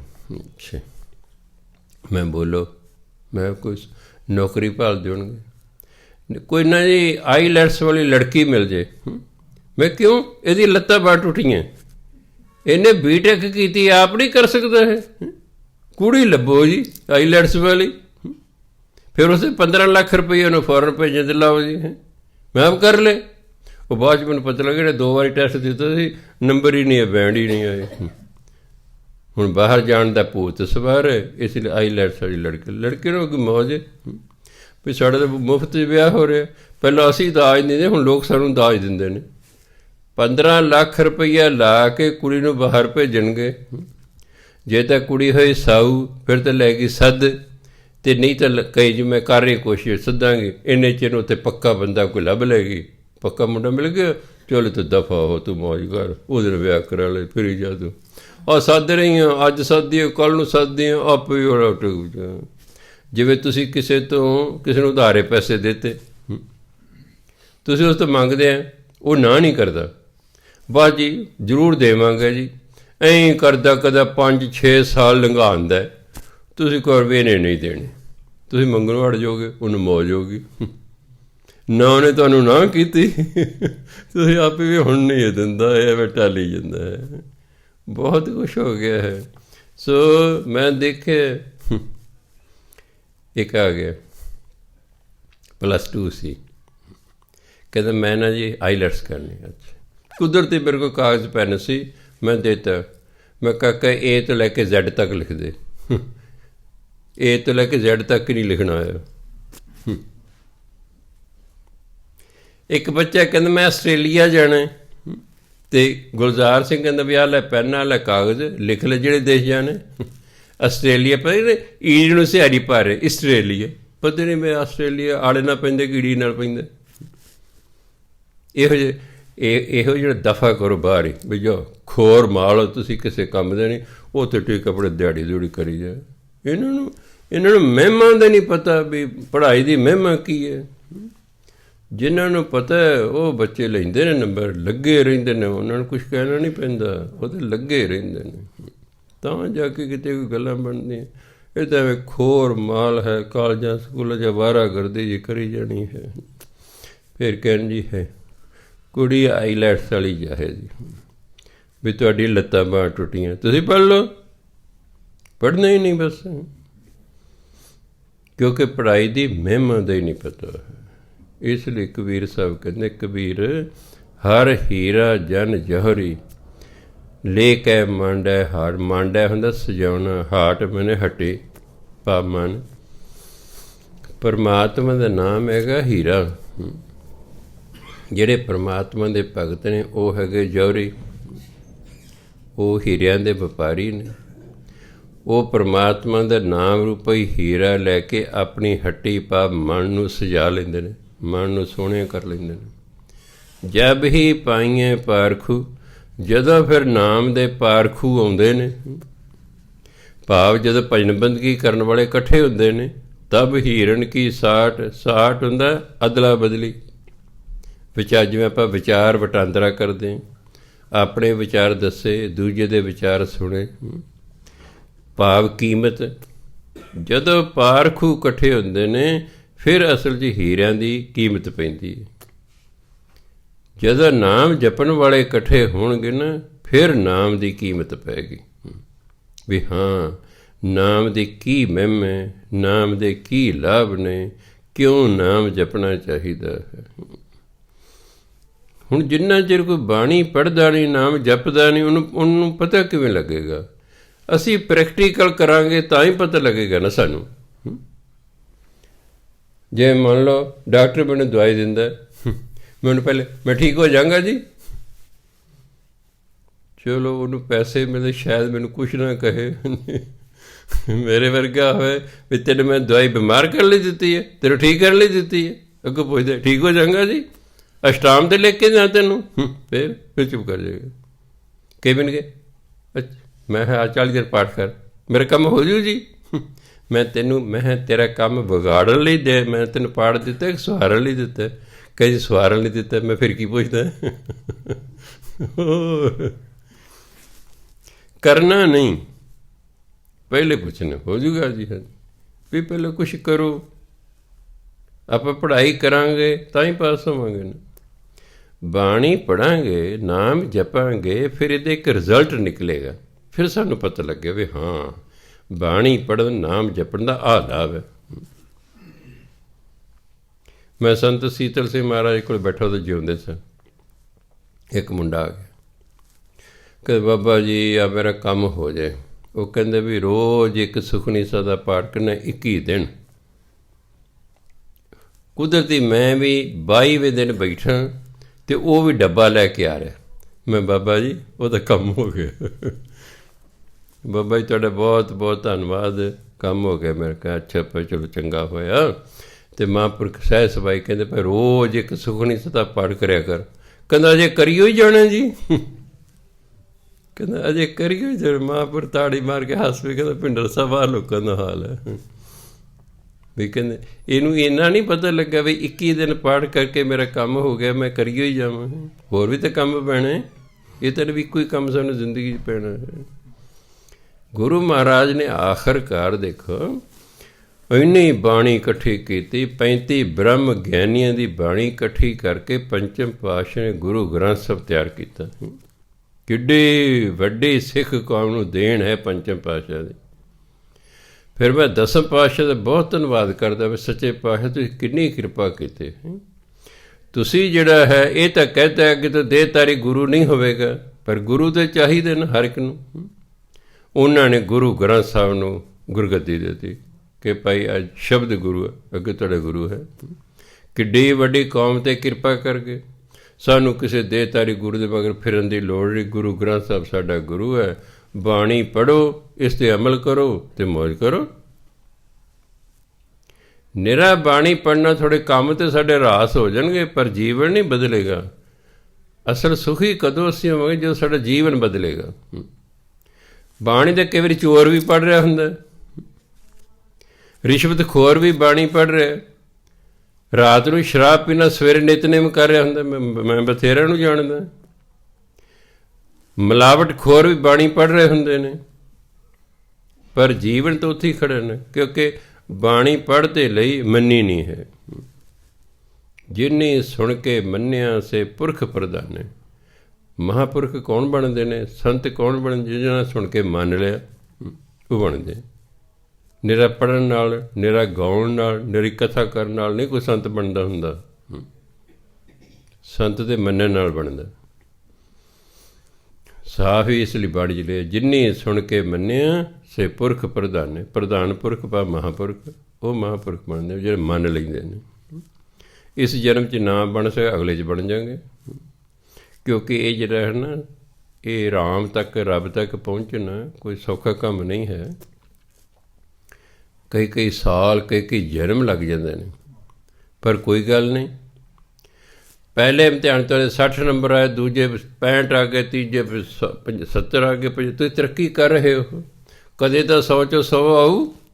ਜਦੋਂ 100 'ਚੋਂ 100 ਆ ਗਿਆ, ਚੱਲ ਵੀ ਸੱਜਣਾ ਨਿਬੜਿਆ ਤੇਰਾ ਕੰਮ, ਰੱਬ ਨਾਲ ਮੇਲ ਹੋ ਜਾਏਗਾ। ਹਾਂਜੀ, ਅਸੀਂ ਲੱਗੇ ਰਹਿਣਾ। ਧਰਮ ਜਿਹੜਾ ਹੈ ਇਹ ਸਾਰੀ ਉਮਰ ਲਈ ਹੈ, 2, 4, 10 ਸਾਲਾਂ ਲਈ ਨਹੀਂ ਹੈ। ਜਬ ਲਗ ਜੋਬਨ ਸਾਸ ਹੈ, ਤਬ ਲਗ ਨਾਮ ਧਿਆਏ। ਚਲਦਿਆਂ ਨਾਲ ਹਰ ਚਲਸੀ, ਹਰ ਅੰਤੇ ਲੈ ਛਡਾਏ। ਜੋਬਨ ਦੇ 2 ਅਰਥ ਨੇ, ਇੱਕ ਤਾਂ ਜਵਾਨੀ, ਇੱਕ ਜੋਬਨ ਦਾ ਸਰੀਰ। ਜਬ ਲਗ ਜੋਬਨ ਸਾਸ ਹੈ, ਜਿੰਨਾ ਚਿਰ ਸਰੀਰ 'ਚ ਇੱਕ ਵੀ ਸਵਾਸ ਬਾਕੀ ਨਾ, ਤਬ ਲਗ ਨਾਮ ਧਿਆਏ, ਉਦੋਂ ਤੱਕ ਨਾਮ ਜਪੀ ਜਾਣਾ। ਕਈ ਪੁੱਛਦੇ ਨੇ ਕਿੰਨੇ ਸਾਲ ਜਪਣਾ ਜੀ, ਕਿੰਨਾ ਸਮਾਂ ਜਪਣਾ। ਉਹ ਕਹਿੰਦੇ ਜਿੰਨਾ ਚਿਰ ਤੂੰ ਮਰ ਨਹੀਂ ਜਾਂਦਾ ਬਸ ਜਪੀ ਜਾ ਬਸ। ਜਬ ਲਗ ਜੋਬਨ ਸਾਸ ਹੈ, ਸਾਸ ਮੈਨੇ ਸਵਾਸ, ਜਿੰਨਾ ਚਿਰ ਸਰੀਰ 'ਚ ਇੱਕ ਵੀ ਸਾਹ ਬਾਕੀ ਨਾ, ਤਬ ਲਗ ਨਾਮ ਧਿਆਏ, ਉਦੋਂ ਤੱਕ ਨਾਮ ਜਪੀ ਜਾਣ। ਫਿਰ ਕੀ ਹੋਏਗਾ? ਚਲਦਿਆਂ ਨਾਲ ਹਰ ਚਲਸੀ। ਜਦੋਂ ਇਹ ਸਰੀਰ ਤਿਆਗ ਕੇ ਜਾਏਗਾ ਨਾ, ਇਹ ਨਾਮ ਤੇਰੇ ਨਾਲ ਹੀ ਜਾਊ। ਹਰ ਅੰਤੇ ਲੈ ਛਡਾਏ, ਅਤੇ ਜਮਦੂਤਾਂ ਤੋਂ ਇਹ ਨਾਮ ਨੇ ਤੈਨੂੰ ਛੁਡਾ ਲੈਣਾ ਹੈ। ਜਮਦੂਤ ਤੈਨੂੰ ਕੁਛ ਨਹੀਂ ਕਹਿ ਸਕਣਗੇ, ਨਾਮ ਜਪਦੇ ਰਹਿਣਾ ਹੈ। ਕਿੰਨੇ ਘੰਟੇ ਜਪਣਾ ਜੀ? ਨਹੀਂ ਕਹਿੰਦੇ ਊਠਤ ਬੈਠਤ ਸੋਵਤ ਜਾਗਤ, ਇਹ ਮਨ ਤੁਝਾ ਚਿਤਾਰੇ। ਉੱਠਦਿਆਂ, ਬੈਠਦਿਆਂ, ਸੁੱਤਿਆਂ, ਜਾਗਦਿਆਂ ਨੂੰ ਜਪੀ ਹੋਈ ਜਾਣਾ। ਨਾ ਸਾਲਾਂ ਨਾਲ ਕੋਈ ਲੈਣਾ ਦੇਣਾ, ਨਾ ਕੋਈ ਘੰਟਿਆਂ ਨਾਲ। ਹਰ ਵਕਤ ਹੀ ਨਾਮ ਜਪਣਾ। ਸਾਨੂੰ ਅਜੇ ਦੀ ਮਹਿਮਾ ਨਹੀਂ ਪਤਾ ਹੈਗਾ, ਭਾਵੇਂ ਮੈਂ ਹਾਂ ਚਾਹੇ ਤੁਸੀਂ ਸੁਣ ਰਹੇ ਹੋ। ਮੈਂ ਤਾਂ ਅਰਥ ਕਰ ਰਿਹਾ ਨਾ। ਜਿੱਦੇ ਮੈਨੂੰ ਇਹਦੀ ਮਹਿਮਾ ਪੂਰੀ ਤਰ੍ਹਾਂ ਲੱਗ ਗਿਆ ਨਾ ਪਤਾ, ਫਿਰ ਹੋ ਸਕਦਾ ਮੈਂ ਕਹਾਂ ਜੀ ਵੈਰ ਖਾਲਸਾ ਵੈਰ ਹੀ ਫਤਿਹ, ਮੈਂ ਤੁਹਾਨੂੰ ਦਰਵਾਜ਼ਾ ਬੰਦ ਕੇ ਲੱਗਾ ਬੈਠਣਾ ਜੀ, ਵੀ ਕੀ ਲੈਣਾ, ਆਪਣਾ ਵਾਹਿਗੁਰੂ ਵੈਰੂ ਕਰੋ, ਮੌਜਾਂ ਕਰੋ। ਕਬੀਰ ਸਾਹਿਬ ਨੂੰ ਪਤਾ ਸੀ। ਉਹ ਕਹਿੰਦੇ ਮੈਂ ਨਾ ਨਲਕੀ ਧਾਗਾ ਪਾਉਣਾ, ਬਾਹੋਂ ਬੇਹੀ। ਕਬੀਰ ਸਾਹਿਬ ਜਦੋਂ ਜਿੰਨਾ ਚਿਰ ਮੈਂ ਉਹ ਨਲਕੀ ਧਾਗਾ ਪਾ ਫੂਕ ਮਾਰ ਦੇਣਾ, ਤਬ ਲਗ ਬਿਸਰਿਆ ਰਾਮ ਸਨੇਹੀ, ਉਹਨਾਂ ਸਭ ਮੈਨੂੰ ਰੱਬ ਭੁੱਲ ਜਾਂਦਾ, ਕਿਉਂਕਿ ਰਾਮ ਨਹੀਂ ਕਹਿ ਹੁੰਦਾ, ਫੂਕ ਮਾਰ ਰਿਹਾ। ਕਹਿੰਦੇ ਮੈਨੂੰ ਤਾਂ ਇਹੀ ਅਫਸੋਸ ਹੈ ਵੀ 2 ਸੈਕਿੰਡ ਲਈ ਵੀ ਮੈਂ ਰੱਬ ਦਾ ਨਾਮ ਨਹੀਂ ਲੈ ਸਕਦਾ। ਮੈਨੂੰ ਅਫਸੋਸ ਹੈ ਵੀ ਮੈਂ ਫੂਕ ਮਾਰੀ ਪਰ ਰਾਮ ਨਹੀਂ ਕਹਿ ਸਕੇ। ਕਹਿੰਦੇ ਮੈਨੂੰ ਤਾਂ ਇਸੇ ਗੱਲ 'ਤੇ ਅਫਸੋਸ ਹੈ। ਤਾਂ ਅਗਲੇ ਉਹਨਾਂ ਨੂੰ ਮਹਿਮਾ ਦਾ ਪਤਾ ਸੀ। ਫਿਰ ਦੇਖੋ ਕਿੰਨਾ ਕਹਿੰਦੇ ਨੇ, ਕਬੀਰ ਸੁਪਨੇ ਹੂੰ ਬਰੜਾਏ ਕੈ, ਮੁਖ ਤੇ ਨਿਕਸੈ ਰਾਮ, ਤਾਂ ਕਿ ਪਾਕੀ ਪਾਹਨੀ ਮੇਰੇ ਤਨ ਕੋ ਚਾਮ। ਪਾਣੀ ਹੁੰਦਾ ਜੁੱਤੀ, ਕਿ ਜਿਹੜਾ ਭੁੱਲ ਕੇ ਵੀ ਸੁਪਨਾ, ਕਈ ਵਾਰੀ ਆਪਾਂ ਨਾ ਸੁਪਨੇ ਘਬਰਾ ਜਾਂਦੇ ਹਾਂ, ਕੋਈ ਡਰਾਉਣਾ ਸੁਪਨਾ ਆ ਗਿਆ, ਘਬਰਾਹਟ 'ਚ ਆਪਣੇ ਮੂੰਹ ਰਾਮ ਨਿਕਲ ਗਿਆ ਹੈ। ਕਹਿੰਦੇ ਸੁਪਨੇ 'ਚ ਵੀ ਕਿਸੇ ਦੇ ਮੂੰਹ ਰਾਮ ਨਿਕਲਦੇ ਨਾ, ਮੈਂ ਆਪਣੇ ਸਰੀਰ ਦਾ ਚਮੜਾ ਲਾ ਕੇ ਨਾ ਜੰਮ ਉਹਦੇ ਪੈਰ ਦੀ ਜੁੱਤੀ ਬਣਨ ਨੂੰ ਤਿਆਰ ਹਾਂ। ਇਹਨੂੰ ਕਹਿੰਦੇ ਨਾਮ ਦੀ ਮਹਿਮਾ ਦਾ ਪਤਾ ਹੈ। ਰਾਮ ਤੁਸੀਂ ਕਹਿਣੇ ਤੇ ਚੰਮ ਸਰੀਰ ਦਾ ਕਬੀਰ ਸਾਹਿਬ ਨੇ ਲਾ ਕੇ ਤੁਹਾਡੀ ਜੁੱਤੀ ਬਣਨਾ। ਕਿੰਨੀ ਮਹਿਮਾ ਹੁਣ ਦੱਸੇ ਨਾਮ ਦੇ ਹਾਂ। ਇਸ ਲਈ ਬਾਣੀ ਪੜ੍ਹੋ, ਨਾਮ ਜਪੋ। ਜਿਉਂ ਜਿਉਂ ਬਾਣੀ ਪੜ੍ਹੀ ਜਾਓਗੇ, ਨਾਮ ਜਪੀ, ਪਰਮਾਤਮਾ ਤੁਹਾਡੇ ਕਾਰਜ ਰਸ ਕਰਦਾ ਜਾਏਗਾ ਆਪਣੇ ਆਪ। ਜੋ ਜਨ ਤੁਮਰੀ ਭਗਤ ਕਰਨ ਤੇ ਤਿਨ ਕੇ ਕਾਜ ਸਵਾਰਥ ਨਿਬੜੇਗਾ। ਜਦੋਂ ਸਾਡੇ ਕਾਰਜ ਹੀ ਸੰਵਰੀ ਜਾਣਗੇ, ਅਸੀਂ ਵਿਹਲੇ ਹੋ ਜਾਏ, ਜਿਉਂ ਜਿਉਂ ਵਿਹਲੇ ਹੋ ਜਾਏ ਹੋਰ ਨਾਮ ਜਪਾਂਗੇ, ਹੋਰ ਹੋ ਜਾਏਗਾ। ਬਸ ਇਸ ਤਰੀ ਮੌਜਾਂ ਜਿਹੜੀ ਕਿਤੇ ਕੰਮਾਂ ਲਈ ਅਸੀਂ ਭੱਜੇ ਫਿਰਦੇ ਹਾਂ, ਸਵਾਰਨ ਲਈ। ਹਾਂਜੀ, ਕਦੇ ਕਿਸੇ ਸਿਫਾਰਿਸ਼ ਲਿਆ, ਕਿਸੇ ਰਿਸ਼ਵਤ ਦਿੰਦੇ ਹਾਂ, ਕਿਸੇ ਨੂੰ ਕੁਛ ਕਰਦੇ ਹਾਂ, ਕਿਸੇ ਗੇੜੇ ਲਾਉਣੇ। ਹਾਂਜੀ, ਉਹ ਕਹਿੰਦੇ ਨਹੀਂ ਤੁਸੀਂ ਨਾਮ ਜਪੀ ਜਾਓ, ਪਰਮਾਤਮਾ ਆਪੇ ਸਬੱਬ ਬਣਾ ਕੇ ਤੁਹਾਡੇ ਕਾਰਜ ਰਸ ਕਰ ਦੇਗਾ। ਸੋ ਤਾਂ ਕਹਿੰਦੇ ਵੀ ਜਦੋਂ ਪਾਰਖੂ ਮਿਲਦੇ ਨਾ, ਫਿਰ ਹੀਰੇ ਦੀ ਕੀਮਤ ਦਾ ਪਤਾ ਲੱਗਦਾ, ਕਿ ਉਹ ਆਪਸ 'ਚ ਵਿਚਾਰ ਵਟਾਂਦਰਾ ਕਰਦੇ ਨੇ, ਨਾਮ ਦੀਆਂ ਬਾਤਾਂ ਕਰਦੇ ਨੇ, ਆਪਣੇ ਇੱਕ ਦੂਜੇ ਅਵਸਥਾ ਦੱਸਦੇ ਨੇ। ਤਾਂ ਫਿਰ ਉਦੋਂ ਫਿਰ ਪਤਾ ਲੱਗਦਾ ਵੀ ਹਾਂ ਇਹਨਾਂ ਲੋਕਾਂ ਨੂੰ ਨਾਮ ਦੀ ਮਹਿਮਾ ਦਾ ਪਤਾ ਹੈ। ਪਾਰਖੂ ਹੋਣਾ ਜ਼ਰੂਰੀ ਹੁੰਦਾ। ਅੱਗੇ ਕਬੀਰ ਸਾਹਿਬ ਕਹਿੰਦੇ, ਕਬੀਰ ਕਾਮ ਪਰੇ ਹਰ ਸਿਮਰੀਐ, ਐਸਾ ਸਿਮਰੋ ਨਿਤ, ਅਮਰਾਪੁਰ ਬਾਸਾ ਕਰੋ, ਹਰ ਗਿਆ ਬਹੋਰੈ ਬਿਤ। ਕਾਮ ਪਰੇ, ਕੰਮ ਪੈਣ 'ਤੇ।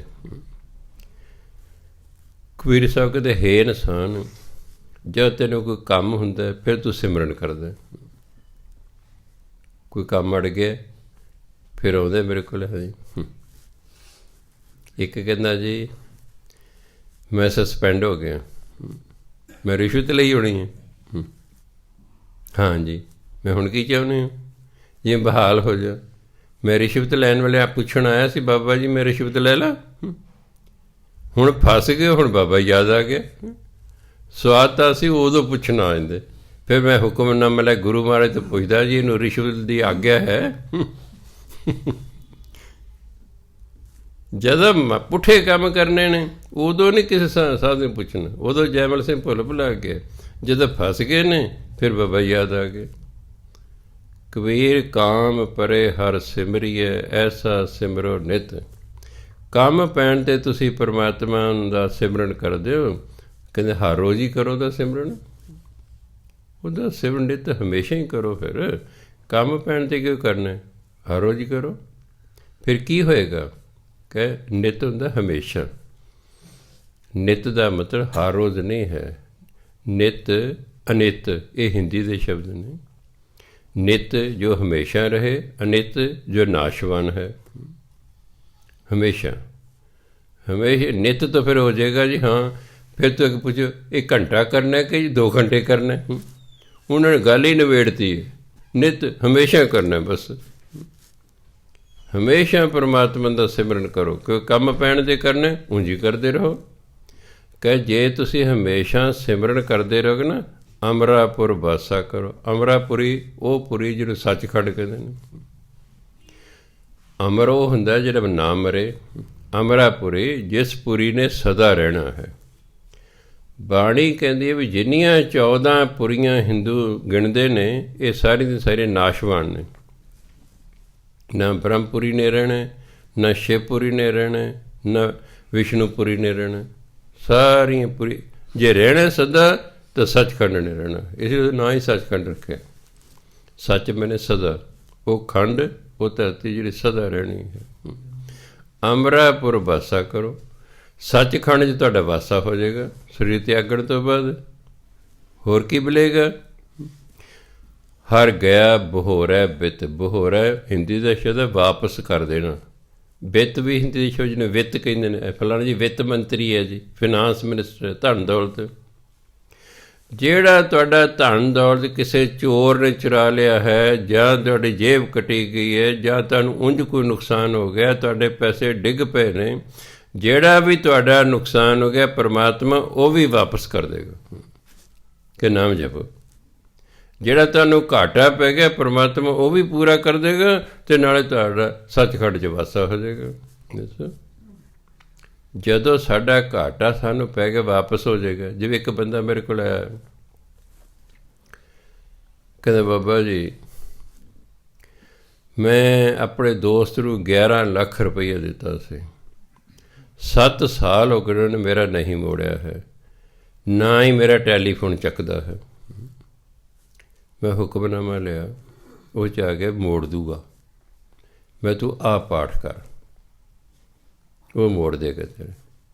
ਤੂੰ ਮੰਗਣੇ ਨਹੀਂ ਉਸ ਤੋਂ, ਪੜ੍ਹ ਕਰੀ ਚੱਲ।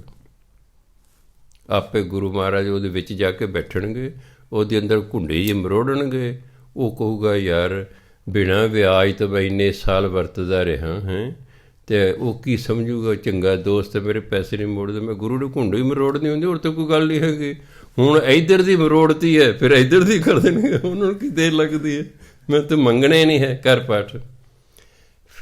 ਉਹ ਨਾ 41ਵੇਂ ਦਿਨ ਆਇਆ, ਕਹਿੰਦੇ ਬਾਬਾ ਜੀ ਜਿੱਦੇ 39ਵਾਂ ਦਿਨ ਸੀ ਨਾ ਪਾਠ ਕਰਦੇ ਹਾਂ, ਉਹਦਾ ਮੈਨੂੰ ਟੈਲੀਫੋਨ ਆਇਆ ਵੀ ਤੂੰ ਘਰ ਹੀ ਹੈ। ਮੈਂ ਕਿਹਾ ਸ਼ੁਕਰ ਹੈ, ਕੋਈ ਸ਼ਾਇਦ ਕੁਝ ਮਿਲੂ। ਕਹਿੰਦਾ ਮੈਂ ਕਿਹਾ ਮੈਂ ਘਰ ਹੀ ਹਾਂ। ਕਹਿੰਦਾ ਮੈਂ ਆ ਰਿਹਾ।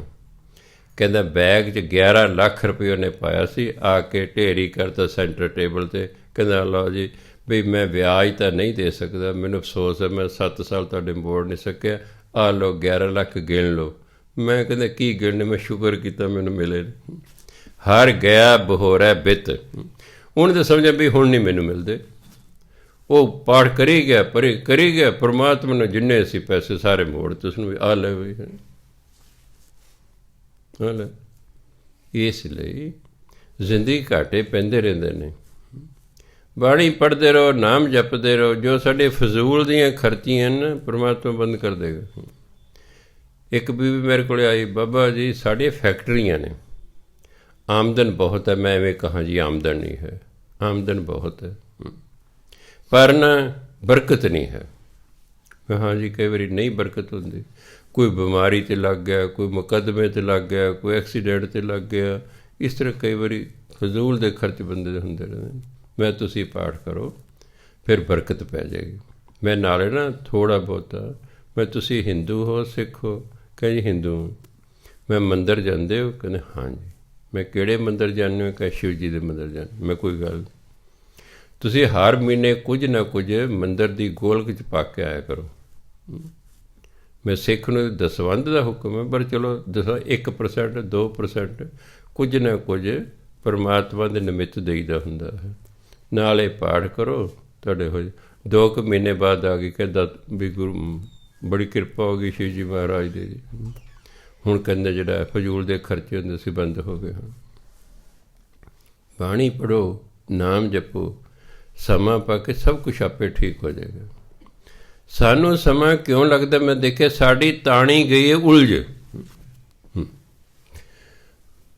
ਚੌਥੀ ਜਮਾਤ 'ਚ ਮਦਰ ਦੀ ਅੱਖਾਂ ਬੰਦ ਹੋ ਗਈਆਂ, ਮੈਨੂੰ ਸਾਰੇ ਕੰਮ ਘਰ ਦੇ ਕਰਨੇ ਪੈ ਗਏ। 5ਵੀਂ ਤੱਕ ਜਾਂਦੇ, ਚਲੋ ਹੋਰ ਥੋੜ੍ਹਾ ਵੱਡਾ ਹੋ ਗਿਆ। ਮੰਜੇ ਵੀ ਬੁਣਨੇ ਹੁੰਦੇ ਸਨ। ਮੈਂ ਇੱਕ ਨੂੰ ਦੇਖ ਪਿਤਾ ਸੱਦਿਆ ਵੀ ਸਾਡੇ ਪਾ ਮੰਜਾ ਬੁਣਦੇ। ਮੈਂ ਕੋਲ ਬਹਿ ਗਿਆ, ਮੈਂ ਉਹਨੂੰ ਵੇਖੀ ਗਿਆ ਇਹ ਮੰਜਾ ਕਿਵੇਂ ਬੁਣਦਾ। ਠੀਕ ਹੈ, ਮੈਂ ਕੋਈ ਨਹੀਂ, ਵੇਖ ਕੇ ਮੈਨੂੰ ਆ ਗਿਆ ਵੀ ਐਂ ਬੁਣਦਾ ਇਹ। ਅਗਲੇ ਉਹ ਵਾਣ ਜਿਹੜਾ ਮੈਂ ਲਿਆਂਦਾ, ਹੁਣ ਤਾਂ ਪਿੰਨਾ ਵੱਟਣਾ ਸੀ ਨਾ, ਉਹ ਬਜਾਏ ਆਹ ਰੱਸੀ ਖਿੱਚਣ ਦੇ ਦੂਜੀ ਵਿੱਚੋਂ ਖਿੱਚੀ ਗਏ, ਉਹ ਉਲਝ ਗਿਆ। ਕਿੰਨੀ ਦੇਰ ਮੈਂ ਉਹਨੂੰ ਸਿੱਧਾ ਕਰਦਾ ਰਿਹਾ, ਫਿਰ ਕਿਤੇ ਵਾਣ ਸਿੱਧਾ ਹੋਇਆ, ਫਿਰ ਉਹਦਾ ਮੈਂ ਪਿੰਨਾ ਵੱਟਿਆ, ਫਿਰ ਜਾ ਕੇ ਮੈਂ ਕਿਹਾ ਵੀ ਹਾਂ ਇਹ ਲੋਕਾਂ ਦੀ ਤਾਣੀਆਂ ਐਂ ਉਲਝੀਆਂ ਹੋਈਆਂ ਨੇ। ਤਾਣੀ ਉਲਝੇ ਨਾ, ਉਹਨੂੰ ਸੁਲਝਾਉਣ 'ਤੇ ਟਾਈਮ ਲੱਗਦਾ, ਸੁਲਝ ਜਾਂਦੀ ਹੈ। ਇਹ ਨਹੀਂ ਕਿ ਮੇਰੇ ਤੋਂ ਸਿੱਧਾ ਨਹੀਂ ਹੋਇਆ, ਠੀਕ ਹੈ, ਟਾਈਮ ਲੱਗ ਗਿਆ ਉਹ ਵਿੱਚ, ਉਹ ਵਾਰੀ ਵਿੱਚੋਂ ਦੀ ਕੱਢ ਕੇ ਫਿਰ ਸਿੱਧਾ ਕਰਨਾ, ਫਿਰ ਇਸ ਤਰ੍ਹਾਂ ਤੁਹਾਡਾ ਤਜਰਬਾ ਹੋਣਾ, ਆ ਬੀਬੀ ਧਾਗਿਆਂ ਦਾ ਤਜਰਬਾ ਹੋਣਾ, ਕਈ ਵਾਰੀ ਸੇ ਹੁੰਦੀਆਂ ਨੇ, ਉਲਝ ਜਾਂਦਾ ਗਾਹਾਂ। ਪਰ ਜੇ ਬੰਦਾ ਲੱਗਾ ਰਹੇ ਤਾਂ ਸੁਲਝ ਜਾਂਦੀ ਤਾਣੀ।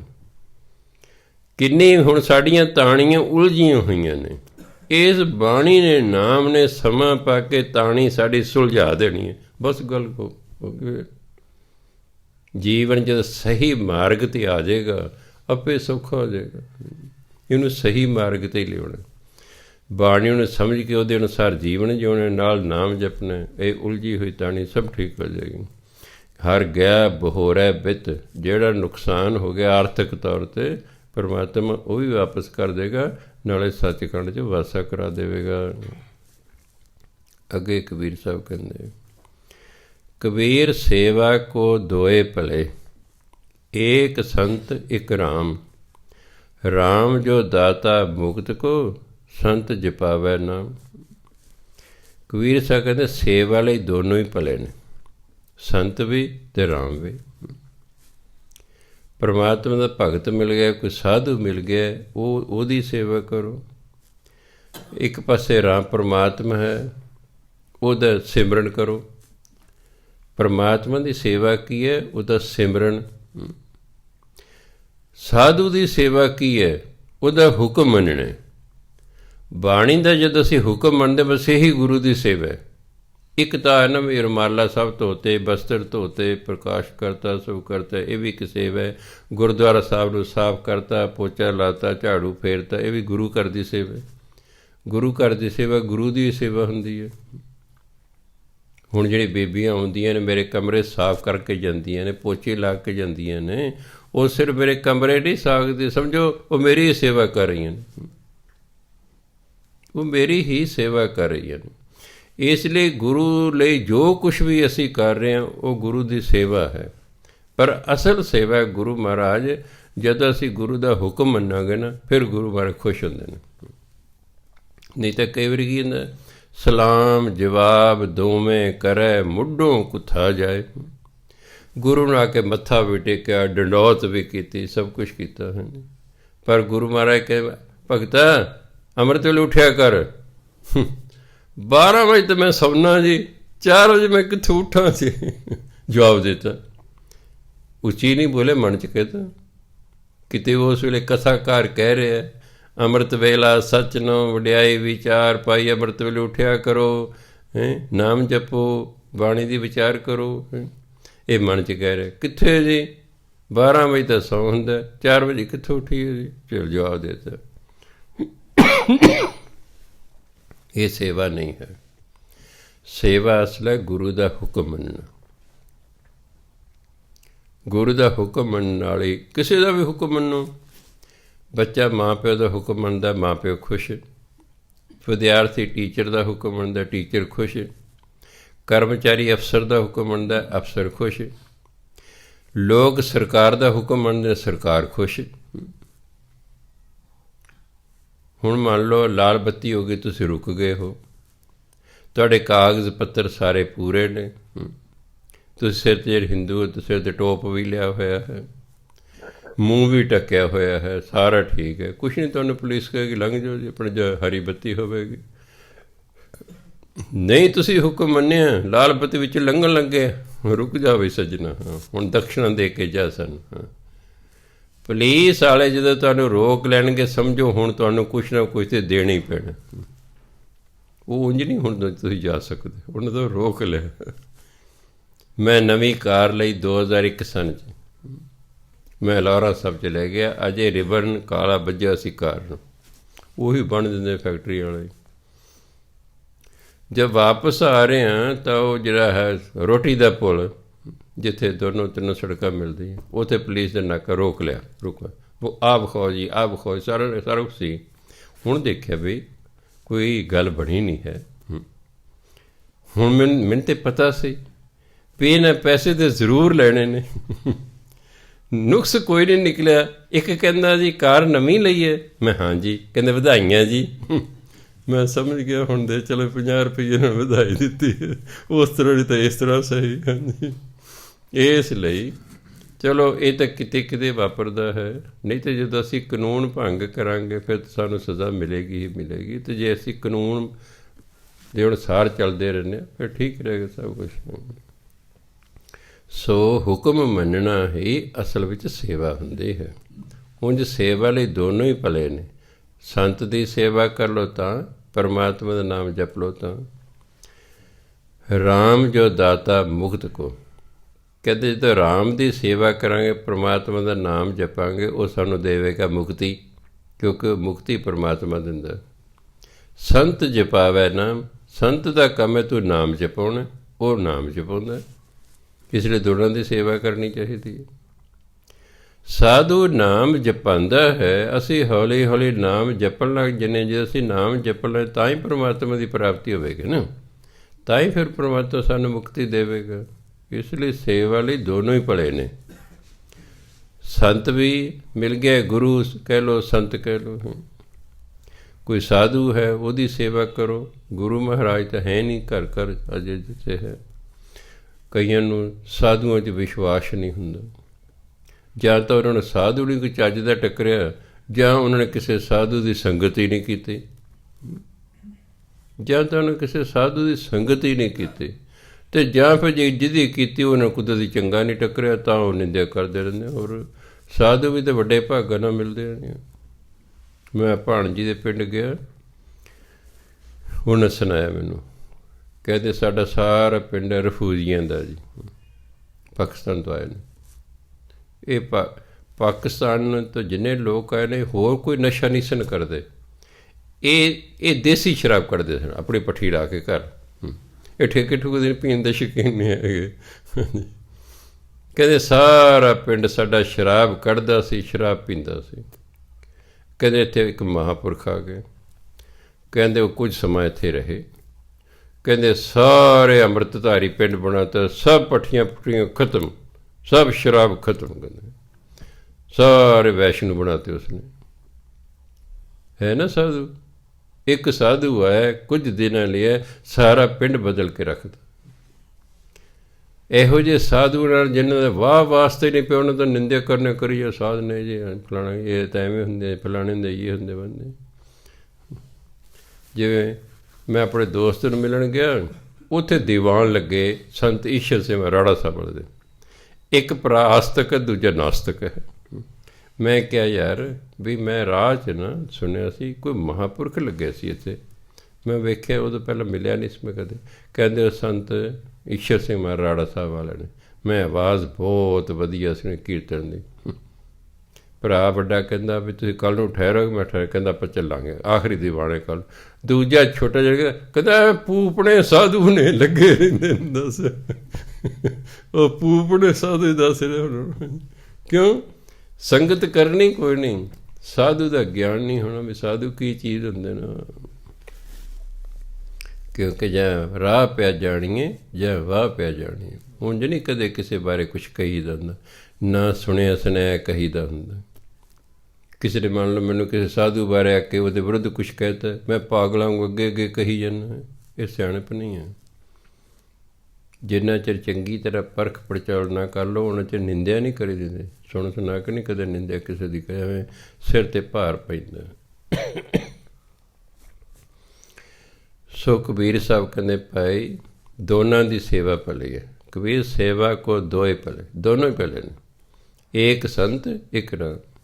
ਸਾਧੂ ਦੀ ਵੀ ਸੇਵਾ ਕਰੋ ਤਾਂ ਵੀ ਭਲਾ ਹੈ, ਪਰਮਾਤਮਾ ਦੀ ਸੇਵਾ ਸਿਮਰਨ ਕਰੋ ਤਾਂ ਵੀ ਭਲਾ, ਕਿਉਂਕਿ ਪਰਮਾਤਮਾ ਮੁਕਤੀ ਦੇਵੇਗਾ ਅਤੇ ਸਾਧੂ ਨਾਮ ਜਪਾਏਗਾ। ਸਾਧੂ ਦੇ ਭੇਜੇ ਸੰਸਾਰ 'ਤੇ ਇਸ ਲਈ ਵੀ ਜਾਓ ਮੈਂ ਜਾ ਕੇ ਨਾਮ ਜਪਾਓ, ਉਹਨਾਂ ਦੀ ਡਿਊਟੀ ਹੁੰਦੀ ਹੈ। ਪਹਿਲਾਂ ਆਪ ਜਪਦੇ ਰਹਿੰਦੇ ਨੇ, ਜਦੋਂ ਸਾਧੂ ਬਣ ਜਾਂਦੇ ਨੇ ਫਿਰ ਪਰਮਾਤਮਾ ਡਿਊਟੀ ਲੈ ਭਾਈ ਹੁਣ ਜਾ ਕੇ ਨਾਮ ਜਪਾ। ਜੇ ਸਾਧੂ ਬਣਨ ਤੋਂ ਪਹਿਲਾਂ ਬੰਦਾ ਨਾਮ ਜਪਾਉਣ ਲੱਗ ਜੇ ਨਾ, ਕਈ ਵਾਰੀ ਸਾਰੀ ਉਮਰ ਸਾਧੂ ਹੀ ਨਹੀਂ ਬਣਦਾ।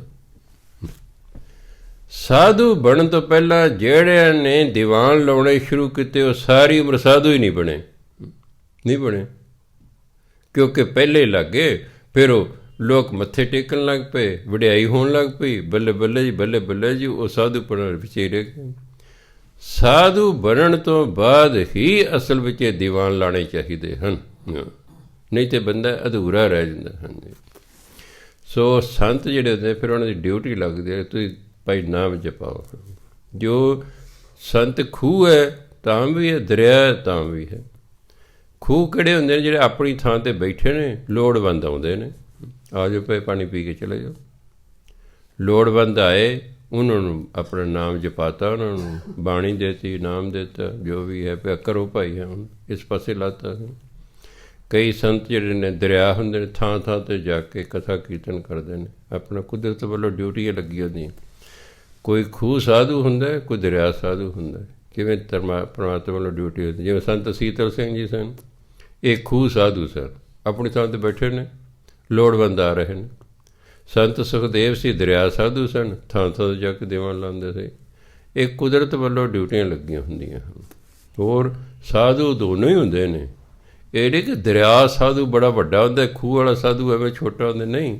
ਭਾਵ ਇੱਕ ਥਾਂ 'ਤੇ ਬੈਠੇ ਆਪਣੀ ਥਾਂ 'ਤੇ, ਵੀ ਜੇ ਲੋੜਵੰਦ ਆਊਗਾ ਆਪਣਾ ਫਾਇਦਾ ਉਠਾ ਲੈਣੇ, ਆਪਾਂ ਆਪਣੀ ਬੈਠੇ ਆਪਣਾ ਵਾਹਿਗੁਰੂ ਕਰੀ ਜਾਓ। ਸੋ ਦੋਨੋਂ ਹੀ ਪਲ ਲਾਭਦਾਇਕ ਨੇ।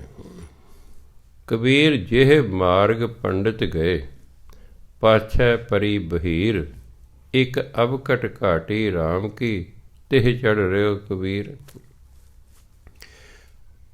ਕਈ ਵਾਰੀ ਪਾਠੀ ਨੂੰ ਇਹ ਜਿਹੜੇ ਪਹਿਲੇ ਅੱਖਰ ਨੂੰ ਸਿਹਾਰੀ ਲੱਗੀ ਹੁੰਦੀ ਹੈ, ਉਹ ਧਿਆਨ ਨਾਲ ਉਹਦਾ ਉਚਾਰਨ ਨਹੀਂ ਕਰਦੇ। ਜੇ, ਕੇ, ਤੇ, ਇਹ ਤਿੰਨ ਸ਼ਬਦ ਆਉਂਦੇ ਨੇ। 95% ਪਾਠੀ ਇਹਨਾਂ ਦਾ ਉਚਾਰਨ ਜੈ, ਕਹਿ, ਤੈ ਕਰਦੇ ਨੇ। ਉਹਨਾਂ ਨੂੰ ਪਤਾ ਹੀ ਨਹੀਂ ਵੀ ਸਿਹਾਰੀ ਦੀ ਆਵਾਜ਼ ਕੀ ਹੁੰਦੀ ਹੈ। ਹੁਣ ਸਿਰ ਦੀ ਆਵਾਜ਼ ਹੀ ਨਹੀਂ ਕੱਢਣੀ ਹੁੰਦੀ, ਉਹ ਦਿਲਾਵਾਂ ਵਰਗੀ ਆਵਾਜ਼ ਕੱਢ ਦਿੰਦੇ ਨੇ। ਜੱਜਨ ਸਿਹਾਰੀ ਹਾਹਾ ਜੇਹ, ਲੈ ਪਹਿਲੀ ਵਾਲੇ ਪੁੱਛ ਲਓ ਵੀ ਦੱਸ ਜੇਹ। ਵੱਡੇ ਵੱਡੇ ਪੁਰਾਣੇ ਪਾਠੀ ਹੋ ਗਏ ਨੇ, ਉਹ ਜੇਹ ਨੂੰ ਪੜ੍ਹਨਗੇ ਜੈ, ਤੱਤਨ ਸਿਹਾਰੀ ਹਾ ਤੇ ਉਹਨੂੰ ਪੜ੍ਹਨਗੇ ਤੈ, ਕੱਕਰ ਸਿਹਾਰੀ ਹਾ ਕੇ ਉਹਨੂੰ ਪੜ੍ਹਨਗੇ ਕਹਿ।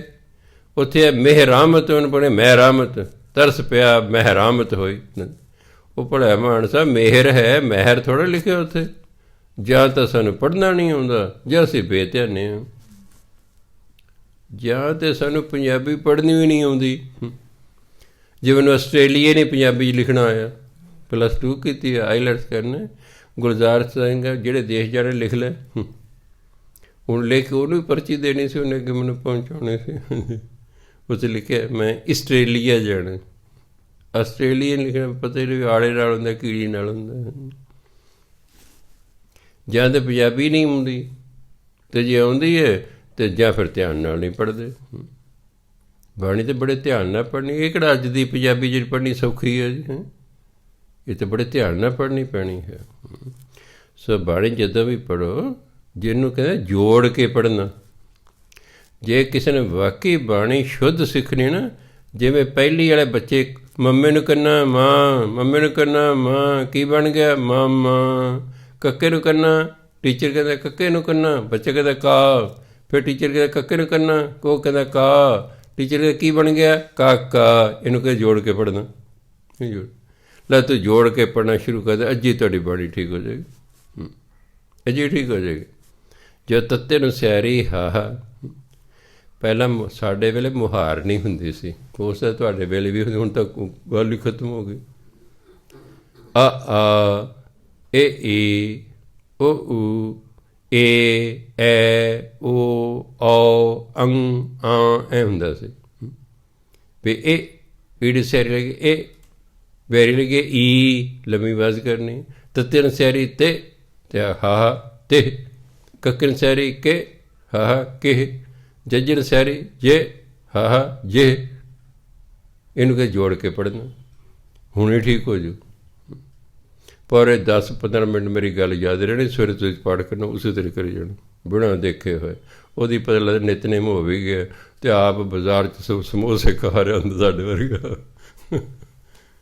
ਇੱਕ ਵਾਰੀ ਨਿਤਨੇਮ ਕਰਦੇ ਕਰਦੇ ਮੈਂ ਰਹਿ ਰਾਸ ਦੀਆਂ ਵੀ 3-3 ਸਫ਼ੇ ਪੜ੍ਹਦੇ, ਰਹਿ ਰਾਸ ਜਿਹੜੇ ਸ਼ਰਾਧ ਨੂੰ ਪੜ੍ਹਨੇ ਸਨ। ਅਚਾਨਕ ਖਿਆਲ ਆਇਆ ਮੈਨੂੰ ਸਮਝ ਨਾ ਆਵੇ ਵੀ ਮੈਂ ਕਿੱਥੋਂ ਮੇਰਾ ਬਿਰਤੀ ਉਖੜੀ ਹੈ, ਕਿਹੜੀ ਬਾਣੀ ਤੋਂ। ਸਾਰਾ ਨਿਤਨੇਮ ਦੁਬਾਰਾ ਕਰਨਾ ਪਿਆ ਵੀ ਪਤਾ ਨਹੀਂ ਕਿੱਥੋਂ ਬਿਰਤੀ ਉਖੜ ਗਈ। ਦੱਸ ਰਹਿ ਰਾਸ ਦੇ ਵੀ 3 ਸਫ਼ੇ ਪੜ੍ਹਦੇ, ਫਿਰ ਖਿਆਲ ਆਇਆ ਵੀ ਤੂੰ ਤਾਂ ਨਿਤਨੇਮ ਕਰ ਰਿਹਾ। ਅਤੇ ਫਿਰ ਉਹਨੇ ਗੁਰੂ ਨਾਨਕ ਜੀ ਮਸੀਤ 'ਤੇ ਖਿਆਲ ਆਇਆ ਵੀ ਕਾਜ਼ੀ ਜੀ ਤੁਹਾਡੀ ਨਮਾਜ਼ ਦਾ ਪ੍ਰਵਾਨ ਨਹੀਂ ਹੋਈ। ਮੈਂ ਜੈਮਲ ਸਿੰਘ ਅੱਜ ਦਾ ਤੇਰਾ ਨਿਤਨੇਮ ਵੀ ਪ੍ਰਵਾਨ ਨਹੀਂ ਹੋਇਆ, ਜੇ ਤੂੰ ਚਾਹੁੰਦਾ ਤਾਂ ਫਿਰ ਦੁਬਾਰਾ ਕਰ ਲੈ। ਦੁਬਾਰਾ ਲੱਗਾ ਰਿਹਾ ਘੰਟਾ। ਹਾਂਜੀ, ਇਸ ਤਰ੍ਹਾਂ ਜਾਂ ਤਾਂ ਪੜ੍ਹਦੀ ਨਹੀਂ ਆਉਂਦੀ ਜਾਂ ਬੰਦਾ ਬੇਧਿਆਨ ਹੋ ਗਿਆ, ਦੋਨੋਂ ਜੋ ਇੱਕ ਗੱਲ ਤਾਂ ਜ਼ਰੂਰ ਹੋਏਗੀ। ਹਾਂਜੀ, ਸੋ ਜੇ ਤੁਸੀਂ ਜੋੜ ਕੇ ਬਾਣੀ ਪੜ੍ਹਨ ਲੱਗ ਜਾਓਗੇ ਨਾ, ਮੁਕਾਉਣ ਦੇ ਖਿਆਲ 'ਚ ਨਾ ਪੜ੍ਹੋ, ਫਿਰ ਨਾਲ ਤੁਹਾਨੂੰ ਜਿਹੜਾ ਹੈ ਮਨ ਟਿਕਿਆ ਰਹੇਗਾ। ਤੁਹਾਡਾ ਮਨ ਟਿਕਿਆ, ਤੁਸੀਂ ਜੋੜ ਕੇ ਪੜ੍ਹ ਰਹੇ ਹੋ। ਕਬੀਰ ਜਿਹ ਮਾਰਗ ਪੰਡਿਤ ਗਏ, ਪਾਛੈ ਪਰੀ ਬਹੀਰ, ਇੱਕ ਅਬ ਘਟ ਘਾਟੀ ਰਾਮ ਕੀ, ਤਿਹ ਚੜ੍ਹ ਰਹਿਓ ਕਬੀਰ। ਹੁਣੇ ਸ਼ੁੱਧ ਹੋ ਜਾਏਗਾ ਪਾਠ, ਹੁਣੇ ਸ਼ੁੱਧ ਹੋ ਜਾਏਗਾ। ਕਹਿੰਦੇ ਜਿਸ ਰਸਤੇ 'ਤੇ ਪੰਡਿਤ ਗਏ, ਪਾਛੈ ਪਰੀ ਬਹੀਰ, ਵਹੀਰ ਨੂੰ ਕਹਿੰਦੇ ਨੇ ਬਹੁਤ ਸਾਰੇ ਲੋਕ, ਭੀੜ। ਕਹਿੰਦੇ ਜਿਸ ਰਾਹ 'ਤੇ ਪੰਡਿਤ ਜਾ ਰਹੇ ਸਨ, ਆਮ ਲੋਕ ਉਸੇ ਰਾਹ 'ਤੇ ਤੁਰ ਪਏ। ਅਤੇ ਪੰਡਤਾਂ ਨੇ ਰੱਬ ਦਾ ਨਾਮ ਤਾਂ ਜਪਾਉਣਾ ਨਹੀਂ ਸੀ, ਉਹ ਤਾਂ ਕਰਮ ਕਾਂਡ ਕਰਾਉਣੇ ਉਹਨਾਂ ਤੋਂ। ਕੋਈ ਕਹੂਗਾ ਉਹ ਕੀੜਿਆਂ ਨੂੰ ਨਾ ਦਾਣੇ ਪਾਇਆ ਕਰੋ ਰੋਜ਼ ਭਾਉਣ 'ਤੇ ਜਾ ਕੇ। ਕੋਈ ਕਹੂਗਾ ਕਾਲੇ ਕੁੱਤੇ ਨੂੰ ਜਾਂ ਕੁੱਤੀ ਨੂੰ ਰੋਟੀ ਖਵਾਇਆ ਕਰੋ। ਕੋਈ ਕਹੂਗਾ ਪਿੱਪਲ ਨੂੰ ਪੂਜੋ। ਕੋਈ ਕਹੇਗਾ ਫਲਾਣੇ ਡੰਗਰ ਨੂੰ ਪੂਜੋ। ਕੋਈ ਕਹੇਗਾ ਫਲਾਣੀ ਚੀਜ਼ ਨੂੰ ਪੂਜੋ। ਇਹਨਾਂ ਕੰਮਾਂ 'ਤੇ ਕੋਈ ਕਹੂਗਾ ਇਕਾਦਸ਼ੀ ਦਾ ਵਰਤ ਰੱਖੋ। ਕੋਈ ਕਹੂਗਾ ਗੰਗਾ ਦਾ ਇਸ਼ਨਾਨ ਕਰਕੇ ਆਓ। ਇਹਨਾਂ ਕੰਮਾਂ 'ਚ ਹੀ ਲਾਈ ਰੱਖਣ। ਇਹਨੂੰ ਕਹਿੰਦੇ ਕਰਮ ਕਾਂਡ। ਉਹ ਆਪ ਵੀ ਕਰਮ ਕਾਂਡ ਕਰਦੇ, ਲੋਕ ਵੀ ਉਹਨਾਂ ਨੂੰ ਵੇਖ ਕੇ ਕਰਮ ਕਾਂਡੀ ਉਹਨੇ ਪਿੱਛੇ ਤੁਰ ਪਏ। ਮੁਕਤੀ ਤਾਂ ਮਿਲਦੀ ਨਹੀਂ। ਜਿਸ ਕੰਮ ਲਈ ਆਏ ਸੀ, ਆਏ ਹਾਂ ਅਸੀਂ ਮੁਕਤ ਹੋਣ ਲਈ, ਉਹ ਕਰਮ ਕਾਂਡ ਨਾਲ ਮੁਕਤੀ ਮਿਲੇ ਨਾਮ ਜਪ ਕੇ, ਅਤੇ ਨਾਮ ਉਹ ਜਪਾਉਂਦੇ ਕੋਈ ਨਹੀਂ ਹੈਗੇ। ਇਹ ਕਰਮ ਕਾਂਡ ਆਪ ਕਰਦੇ ਨੇ, ਸਾਰਾ ਸੰਸਾਰ ਹੀ ਮਗਰ ਲਾ ਲਿਆ। ਕਬੀਰ ਜਿਹ ਮਾਰਗ ਪੰਡਿਤ ਗਏ, ਪਾਛੈ ਪਰੀ ਬਹੀਰ, ਇੱਕ ਅਬ ਘਟ ਘਾਟੀ ਰਾਮ ਕੀ। ਅਬ ਘਟ ਹੁੰਦੀ ਔਖੀ, ਘਾਟੀ ਤੇ ਇਸੇ ਭਾਵ ਹੈ ਪਹਾੜੀ। ਐਂ ਸਮਝੋ ਪਰਮਾਤਮਾ ਰਹਿੰਦਾ ਪਹਾੜੀ ਦੇ ਉੱਤੇ, ਅਤੇ ਪਹਾੜੀ 'ਤੇ ਚੜ੍ਹਨਾ ਔਖਾ ਹੁੰਦਾ। ਪਹਾੜੀ 'ਤੇ ਚੜ੍ਹਨਾ ਔਖਾ ਹੁੰਦਾ। ਇੱਕ ਬੰਦਾ ਨੀਵੇਂ ਪਾਸੇ ਨੂੰ ਜਾ ਰਿਹਾ, ਤੁਸੀਂ ਉਹਦੇ ਬਗਰ ਜਾ ਰਹੇ, ਫਟਾਫਟ ਜਾਈ ਜਾਓਗੇ। ਇੱਕ ਬੰਦਾ ਉੱਚੇ ਪਾਸੇ ਨੂੰ ਜਾ ਰਿਹਾ, ਉਹਦੇ ਪਿੱਛੇ ਜਾਣਾ ਤਾਂ ਤੁਹਾਨੂੰ ਵੀ ਬੜਾ ਜ਼ੋਰ ਲਾਉਣਾ ਪਏਗਾ, ਲੱਤਾਂ ਰਾਹ 'ਚ ਥੱਕ ਜਾਣਗੀਆਂ। ਰਾਮ ਨੂੰ ਮਿਲਣਾ ਤਾਂ ਕਹਿੰਦੇ ਇੱਕ ਅਬ ਘਟ ਘਾਟੀ ਰਾਮ ਕੀ। ਰਾਮ ਦੀ ਜਿਹੜੀ ਘਾਟੀ ਹੈ ਬਹੁਤ ਔਖੀ ਹੈ। ਤਿਹ ਚੜ੍ਹ ਰਹੇ ਹੋ ਕਬੀਰ। ਕਹਿੰਦੇ ਮੈਂ ਤਾਂ ਉਸ ਘਾਟੀ 'ਤੇ ਚੜ੍ਹ ਰਿਹਾ, ਕਿਉਂਕਿ ਮੈਂ ਤਾਂ ਰਾਮ ਨੂੰ ਮਿਲਣਾ। ਮੈਨੂੰ ਇਹਨਾਂ ਕਰਮ ਕਾਂਡਾਂ ਦੀ ਲੋੜ ਨਹੀਂ ਹੈਗੀ। ਕਹਿੰਦੇ ਮੈਂ ਤਾਂ ਰਾਮ ਰਾਮ ਰਾਮ ਰਾਮ ਕਰਦਾ। ਇਹ ਨਹੀਂ ਕੋਈ ਪਹਾੜੀ 'ਤੇ ਚੜ੍ਹ ਰਹੇ ਨੇ, ਉਹਨੇ ਮਤਲਬ ਔਖਾ ਹੈ। ਰਾਮ ਰਾਮ ਕਰਨਾ ਔਖਾ ਹੈ। ਜੇ ਮੈਂ ਤੁਹਾਨੂੰ ਕਹਾਂ ਵੀ ਤੁਹਾਡੀ ਮਰਜ਼ੀ ਹੈ ਜੀ, ਆਪ ਸਹਿਜ ਪਾਠ ਕਰ ਲਓ ਜਾਂ 5000 ਦੇ ਕੇ ਇੱਥੇ ਕਰਾ ਲਓ ਤਾਂ ਤੁਹਾਡਾ ਕੰਮ ਹੋਊਗਾ, ਤੁਸੀਂ ਸਵਾਲ ਹੀ ਪੈਦਾ ਨਹੀਂ, ਆਪ ਕਰੋ। ਆਹ ਲੈ ਲਓ ਜੀ 5000 ਇੱਥੇ ਹੀ ਕਰ ਦਿਓ ਜੀ। ਕਿਉਂ? ਇਹ ਸੌਖਾ ਹੈ। 5000 ਦੇ ਕੇ ਪਾਠ ਕਰਾਉਣਾ ਸੌਖਾ ਹੈ, ਆਪ 2 ਮਹੀਨੇ ਲਾਣੇ ਸਹਿਜ ਪਾਠ ਔਖਾ ਹੈ। ਔਖਾ ਨਾ, ਤਾਂ ਹੀ ਸਾਡੇ ਕੋਲ ਬੁਕਿੰਗ ਵੱਧ ਗਈ। ਕਈ ਵਾਰੀ ਕਿ ਮੈਂ 4-5 ਮਹੀਨੇ ਨੂੰ ਵਾਰੀ ਆਊਗੀ, ਤੁਹਾਡੀ ਮਰਜ਼ੀ, ਘਰ ਕਰਾਉਣਾ ਘਰ ਕਰ ਲਓ, ਇੱਥੇ 4 ਮਹੀਨੇ ਨੂੰ ਵਾਰੀ ਆਵੇਗੀ। ਇਹ ਅਬ ਘੱਟ ਹੀ ਹੈ। ਆਪ ਜਦ ਕਰਨਾ ਔਖਾ ਕੰਮ ਹੈ। ਪੈਸੇ ਦੇ ਕੇ ਕਰਾਉਣਾ ਆਸਾਨ ਹੈ। ਸਾਰੇ ਅਮੀਰ ਜਿਹੜੇ ਕਿਹੜਾ ਆਪ ਕਰਦਾ, ਪੈਸੇ ਦਿੱਤੇ ਕਰਵਾ ਲਿਆ। ਜਦੋਂ ਆਪ ਕਹਿੰਦੇ ਆ 40 ਦਿਨ ਪਾਠ ਕਰੋ, ਮੁੰਡਾ ਮਾਂ ਨੂੰ ਕਹੋ ਬੇਬੇ ਤੂੰ ਕਰੀ, ਜਾਂ ਭੈਣ ਨੂੰ ਕਹੋ। ਬਹੁਤੇ ਮੁੰਡੇ ਇੱਥੇ ਆਉਂਦੇ ਨਹੀਂ ਹੈਗੇ, ਭੈਣ ਨੂੰ ਭੇਜਦੇ ਜੇ ਮਾਂ ਨੂੰ ਭੇਜਦੇ, ਬਾਬਾ ਜੀ ਨੇ ਤਾਂ ਪਾਠ ਦੇਣਾ, ਉਹਨੇ ਪਾਠ ਦੇਣਾ। ਆਪੇ ਭੈਣ ਕਰਦੀ ਰਹੇਗੀ, ਮਾਂ ਕਰਦੀ, ਮੈਂ ਤਾਂ ਆਸਟ੍ਰੇਲੀਆ ਜਾਣਾ, ਮੈਂ ਕੈਨੇਡਾ ਜਾਣਾ, ਬਸ ਪਾਠ ਕੋਈ ਕਰੋ, ਕੈਨੇਡਾ ਮੈਂ ਜਾਵਾਂ ਜੀ। ਅਸੀਂ ਆਪਣੇ ਲਈ ਹੀ ਕੁਛ ਕਰਨ ਨੂੰ ਤਿਆਰ ਨਹੀਂ, ਕੱਲ੍ਹ ਨੂੰ ਕਿਸੇ ਲਈ ਕੀ ਸਵਾਹ ਅਸੀਂ ਕਰਾਂਗੇ। ਤੁਸੀਂ ਆਪ ਹੀ ਅੰਦਾਜ਼ਾ ਲਾ ਲਓ। ਮੈਂ ਆਪਣੇ ਭਲੇ ਲਈ ਹੀ ਕੁਛ ਕਰਨ ਨੂੰ ਤਿਆਰ ਨਹੀਂ, ਕੱਲ੍ਹ ਨੂੰ ਤੁਹਾਡੇ ਭਲੇ ਲਈ ਕੀ ਕਰਾਂਗਾ, ਤੁਹਾਡੇ ਕੀ ਕਰਾਂਗਾ। ਤੁਸੀਂ ਕੀ ਉਮੀਦ ਮੇਰੇ ਤੋਂ ਕਰ ਸਕਦੇ ਹੋ ਜੇ ਮੈਂ ਆਪਣੇ ਭਲੇ ਲਈ ਕੁਛ ਕਰਨ ਨੂੰ ਤਿਆਰ ਹੈਗਾ। ਜਾਣਾ ਆਪ ਹੈ ਕੈਨੇਡਾ, ਪੜ੍ਹ ਮਾਂ ਕਰ ਰਹੀ ਹੈ, ਭੈਣ ਕਰ ਰਹੀ ਹੈ। ਬਾਪੂ ਵੀ ਦੇਸੀ ਮਾਲ ਹੀ ਹੁੰਦਾ, ਕਿਸੇ ਬਾਪੂ ਨੇ ਨਹੀਂ ਮੈਨੂੰ ਕਿਹਾ ਕਿ ਮੈਂ ਕਰ ਲਾਂ ਜੀ, ਜਾਂ ਮਾਂ ਕਹਿੰਦੀ ਜਾਂ ਭੈਣ ਕਹਿੰਦੀ। ਮੈਂ ਇਹ ਇਸੇ ਬਾਪੂ ਦੇ ਪੁੱਤਰ ਹੈ, ਜਿਹਦਾ ਪੁੱਤਰ ਨਹੀਂ ਕਹਿੰਦਾ ਬਾਪ ਨਹੀਂ ਸੁਆਹ ਕਰਨਾ। ਇੱਕ ਆ ਗਿਆ ਮੇਰੇ ਕੋਲ, ਮੇਰਾ ਮੁੰਡਾ ਸ਼ਰਾਬ ਪੀਂਦਾ। ਮੈਂ ਜੀ ਤੁਸੀਂ ਗੁਰਦੁਆਰਾ ਸਾਹਿਬ ਬੈਠੇ, ਸੱਚ ਸੱਚ ਦੱਸਿਓ, ਜਿੱਦੇ ਤੁਹਾਡਾ ਮੁੰਡਾ ਪੈਦਾ ਹੋਇਆ ਸੀ ਤੁਸੀਂ ਲੋਕਾਂ ਨੇ ਸ਼ਰਾਬ ਪਿਲਾਈ ਸੀ ਨਾ? ਕਹਿੰਦਾ ਹਾਂ ਜੀ ਪਿਲਾਈ ਸੀ। ਮੈਂ ਫਿਰ ਹੁਣ ਕਿਉਂ ਰੋਂਦੇ ਹੋ? ਤੁਸੀਂ ਇਹਦੇ ਪੈਦਾ ਹੋਣ ਦੇ ਸ਼ਰਾਬ ਪਿਲਾਈ, ਕੋਈ ਚੰਗੀ ਗੱਲ ਕੀਤੀ ਨਾ ਤੁਸੀਂ, ਇਹ ਪੀ ਰਿਹਾ, ਚੰਗੀ ਗੱਲ ਹੀ ਕਰ ਰਿਹਾ, ਹਾਂ ਪੀ ਲੈਣ ਦੇ, ਹੁਣ ਕੀ ਤਕਲੀਫ ਹੈ? ਆਪ ਨਹੀਂ ਸੀ ਵਰਤਾਉਣੀ, ਉਦੋਂ ਆਪ ਨਹੀਂ ਸੀ ਵਰਤਾਉਣੀ। ਇੱਕ ਨੇ ਚੰਗਾ ਜਵਾਬ ਦਿੱਤਾ ਜਵਾਕ ਨੇ, ਬਾਪੂ ਆ ਗਿਆ, ਕਹਿੰਦਾ ਬਾਬਾ ਜੀ ਕੀ ਕਰਾਂ ਮੈਂ ਕਿਉਂ, ਕੀ ਹੋ ਗਿਆ? ਕਹਿੰਦਾ ਮੈਂ ਰੋਜ਼ ਆਪਣੇ ਮੁੰਡੇ ਨੂੰ ਕਹਿੰਦਾ ਤੂੰ ਸ਼ਰਾਬ ਨਾ ਪੀਆ ਕਰ, ਨਾ ਪੀਆ ਕਰ। ਚਲੋ ਇੱਕ ਦਿਨ ਮੈਨੂੰ ਕਹਿੰਦਾ ਡੈਡੀ ਸੱਚੋ ਸੱਚ ਦੱਸ ਤੂੰ ਕਿਹੜੀ ਉਮਰ 'ਚ ਛੱਡੀ? ਕਹਿੰਦਾ ਮੈਂ ਜੋ 40 ਸਾਲ ਦਾ ਸੀ ਉਦੋਂ ਪੀਣੋਂ ਹਟ ਗਿਆ। ਕਹਿੰਦਾ ਡੈਡੀ ਤੇਰਾ ਮੇਰਾ ਵਾਅਦਾ ਰਿਹਾ, ਮੈਂ 39 ਸਾਲ ਦੀ ਉਮਰ ਛੱਡ ਦਾਂਗਾ, ਤੇਰੇ ਤੋਂ 1 ਸਾਲ ਪਹਿਲਾਂ ਛੱਡ ਦਾਂਗਾ, 39 ਸਾਲ ਤੱਕ ਮੈਨੂੰ ਕੁਛ ਨਾ ਕਹੀਂ। ਕਹਿੰਦਾ ਬਾਬਾ ਜੀ ਹੁਣ ਮੈਂ ਕੀ ਕਰਾਂ? ਮੈਂ ਠੀਕ ਹੈ ਫਿਰ। ਉਹ ਮੈਂ ਸਾਡੇ ਵੇਲੇ ਲੱਦ ਕੇ ਬਾਪੂ ਅੱਗੇ ਬੋਲਦੇ ਨਹੀਂ ਸੀ, ਅੱਜ ਕੱਲ੍ਹ ਦਾ ਜਵਾਕ ਸਾਹਿਬ ਅੱਗੇ ਹੀ ਬੋਲੀ ਜਾਂਦੇ ਨੇ, ਇਸ ਲਈ ਹੁਣ ਨਹੀਂ ਤੁਹਾਡੀ ਚੱਲੇਗੀ। ਮੈਂ ਹੁਣ ਇਹਦਾ ਮੇਰੇ ਕੋਲ ਕੀ ਹੱਲ ਹੈ? 39 ਸਾਲ ਉਡੀਕ ਕਰੋ, ਮੈਂ ਨਹੀਂ ਤਾਂ ਫਿਰ ਮੈਂ ਪਾਠ ਕਰਨ ਦੇ ਦਿੰਦਾ, ਚਲੋ ਦਾਤਾ ਕਿਰਪਾ ਕਰੇਗਾ। ਵੀ ਜੇ ਤੂੰ ਪੀਂਦਾ ਰਿਹਾ, ਹੁਣ ਤੈਨੂੰ ਗਿਆਨ ਹੋ ਗਿਆ, ਚਲੋ ਵਿਚਾਰੇ ਨੂੰ ਗਿਆਨ ਹੋ ਗਿਆ ਵੀ ਨਹੀਂ ਪੀਣੀ ਚਾਹੀਦੀ, ਹੁਣ ਪੁੱਤਰ ਪੀਂਦਾ ਜੀ। ਪਤਾ ਕੀ ਹੈ, ਇਹਨੂੰ ਕਹਿੰਦੇ ਤੁਖਮ। ਅਸੀਂ ਜੋ ਕੁਛ ਖਾਂਦੇ ਪੀਂਦੇ ਸਾਡੇ ਤੁਖਮ ਰਾਹੀਂ ਬੱਚਿਆਂ 'ਚ ਚਲਿਆ ਜਾਂਦਾ। ਪ੍ਰੈਗਨੈਂਸੀ ਹੋ ਚੁੱਕੀ ਹੈ, ਉਦੋਂ ਬਾਅਦ ਬਾਪ ਸ਼ਰਾਬ ਪੀਣ ਲੱਗਿਆ, ਬੱਚੇ 'ਤੇ ਅਸਰ ਨਹੀਂ ਹੋਵੇਗਾ। ਪਰ ਪ੍ਰੈਗਨੈਂਸੀ ਹੋਣ ਤੋਂ ਪਹਿਲਾਂ ਬਾਪ ਸ਼ਰਾਬ ਪੀਂਦਾ ਸੀ, ਉਹ ਲੜਕੀ ਔਰਤ ਪ੍ਰੈਗਨੈਂਟ ਹੋ ਗਈ ਹੈ, ਉਹਦਾ ਤੁਖਮ 'ਚ ਚਲੇ ਗਿਆ, ਉਹ ਪੀਊਗਾ ਬੱਚਾ ਸ਼ਰਾਬ। ਹਾਂ ਉਹਦੇ ਮਗਰਲੇ ਬੜੇ ਤਗੜੇ ਸੰਸਕਾਰ ਹੋਣ, ਫਿਰ ਭਾਵੇਂ ਨਾ ਪੀਵੇ, ਨਹੀਂ ਤਾਂ ਆਮ ਲੱਗ ਜਾਣਗੇ ਪੀਣ, ਤੁਖਮ ਚਲੀ ਗਿਆ। ਇਹਨੂੰ ਕਹਿੰਦੇ ਹੈਰੈਡਿਟੀ, ਜਿਹੜਾ ਸਾਨੂੰ ਪਿਤਾ ਪੁਰਖੀ ਮਿਲਦੀਆਂ, ਗੁਣੋ ਗੁਣ ਮਿਲਦੇ ਨੇ। ਇਸ ਲਈ ਇਹ ਮਾਂ ਪਿਓ ਨੂੰ ਤਾਂ ਪਹਿਲਾਂ ਆਪ ਸਹੀ ਹੋਣਾ ਪੈਣਾ, ਤਾਂ ਜਾ ਕੇ ਕਿਤੇ ਜਵਾਕ ਸਹੀ ਹੋਣਗੇ। ਜੇ ਅਸੀਂ ਕਹੀਏ ਅਸੀਂ ਤਾਂ ਪੀਂਦੇ ਰਹੀਏ ਅਤੇ ਜਵਾਕ ਨਾ ਪੀਣ, ਇਸ ਤਰ੍ਹਾਂ ਮੁਸ਼ਕਿਲ ਹੈ। ਸੋ ਤਾਂ ਕਬੀਰ ਸਾਹਿਬ ਕਹਿੰਦੇ ਮੈਂ ਤਾਂ ਰਾਮ ਦੀ ਜਿਹੜੀ ਔਖੀ ਘਾਟੀ ਹੈ ਉਸ 'ਤੇ ਚੜ੍ਹ ਰਿਹਾ ਹਾਂ, ਪਰ ਮੈਂ ਤਾਂ ਨਾਮ ਜਪਦਾ ਹਾਂ, ਮੈਂ ਕਰਮ ਕਾਂਡ ਨਹੀਂ ਕਰਦਾ। ਕੋਈ ਵਿਚਾਰੇ ਜਿਹੜੇ ਸਾਡੇ ਨਾ ਤਾਂ ਇਹਨਾਂ ਨੂੰ ਪੜ੍ਹਾਉਂਦਾ ਸੀ ਨਾ, ਕਿਉਂ? ਉਦੋਂ ਪੜ੍ਹਾਈ ਮੰਦਰਾਂ 'ਚ ਹੁੰਦੀ ਸੀ, ਮਸੀਤਾਂ 'ਚ ਹੁੰਦੀ ਸੀ। ਹੁਣ ਮੰਦਰ ਵਾਲੇ ਵੜਨ ਨਹੀਂ ਸੀ ਦਿੰਦੇ ਇਹਨਾਂ ਨੂੰ, ਨਾ ਕਬੀਰ ਸਾਹਿਬ ਨੂੰ, ਨਾ ਨਾਮਦੇਵ ਜੀ ਨੂੰ, ਨਾ ਰਵਿਦਾਸ ਜੀ ਨੂੰ, ਕਿਸੇ ਨੂੰ ਵੜਨ ਨਹੀਂ ਸੀ ਦਿੰਦੇ। ਇੱਕ ਮੈਨੂੰ ਪੈਂਦਾ ਜੀ ਵੀ ਜੇ ਅਨਪੜ੍ਹ ਸਨ, ਇਹਨਾਂ ਨੂੰ ਕਿਸੇ ਪੜ੍ਹਾਇਆ ਹੀ ਨਹੀਂ, ਐਸੀ ਜ਼ਬਰਦਸਤ ਬਾਣੀ ਕਿਵੇਂ ਲਿਖਦੀ ਹੈ? ਮੈਂ ਇਹ ਜਦੋਂ ਬ੍ਰਹਮ ਗਿਆਨ ਹੋ ਜਾਂਦਾ ਨਾ, ਸਭ ਕੁਛ ਆਉਣਾ ਹੋ ਜਾਂਦਾ। ਜਿੱਦੇ ਤੁਹਾਨੂੰ ਬ੍ਰਹਮ ਗਿਆਨ ਹੋ ਗਿਆ ਨਾ, ਤੁਹਾਨੂੰ ਲਿਖਣਾ ਵੀ ਆ ਜਾਏਗਾ, ਪੜ੍ਹਨਾ ਵੀ ਆ ਜਾਏਗਾ, ਸਭ ਕੁਛ ਆ ਜਾਏਗਾ। ਬੜੇ ਸਾਲ ਪਹਿਲਾਂ ਮੈਂ ਰਾਮਾਇਣ ਦੇਖੀ, ਇੱਕ ਤਾਂ ਬਾਅਦ 'ਚ ਹੋਇਆ ਨਾ, ਉਹ ਬਾਲਮੀਕ ਦੇ ਸੇ ਬਾਲਮੀਕ ਜੀ ਬ੍ਰਹਮ ਗਿਆਨੀ ਹੋ ਗਏ ਨੇ।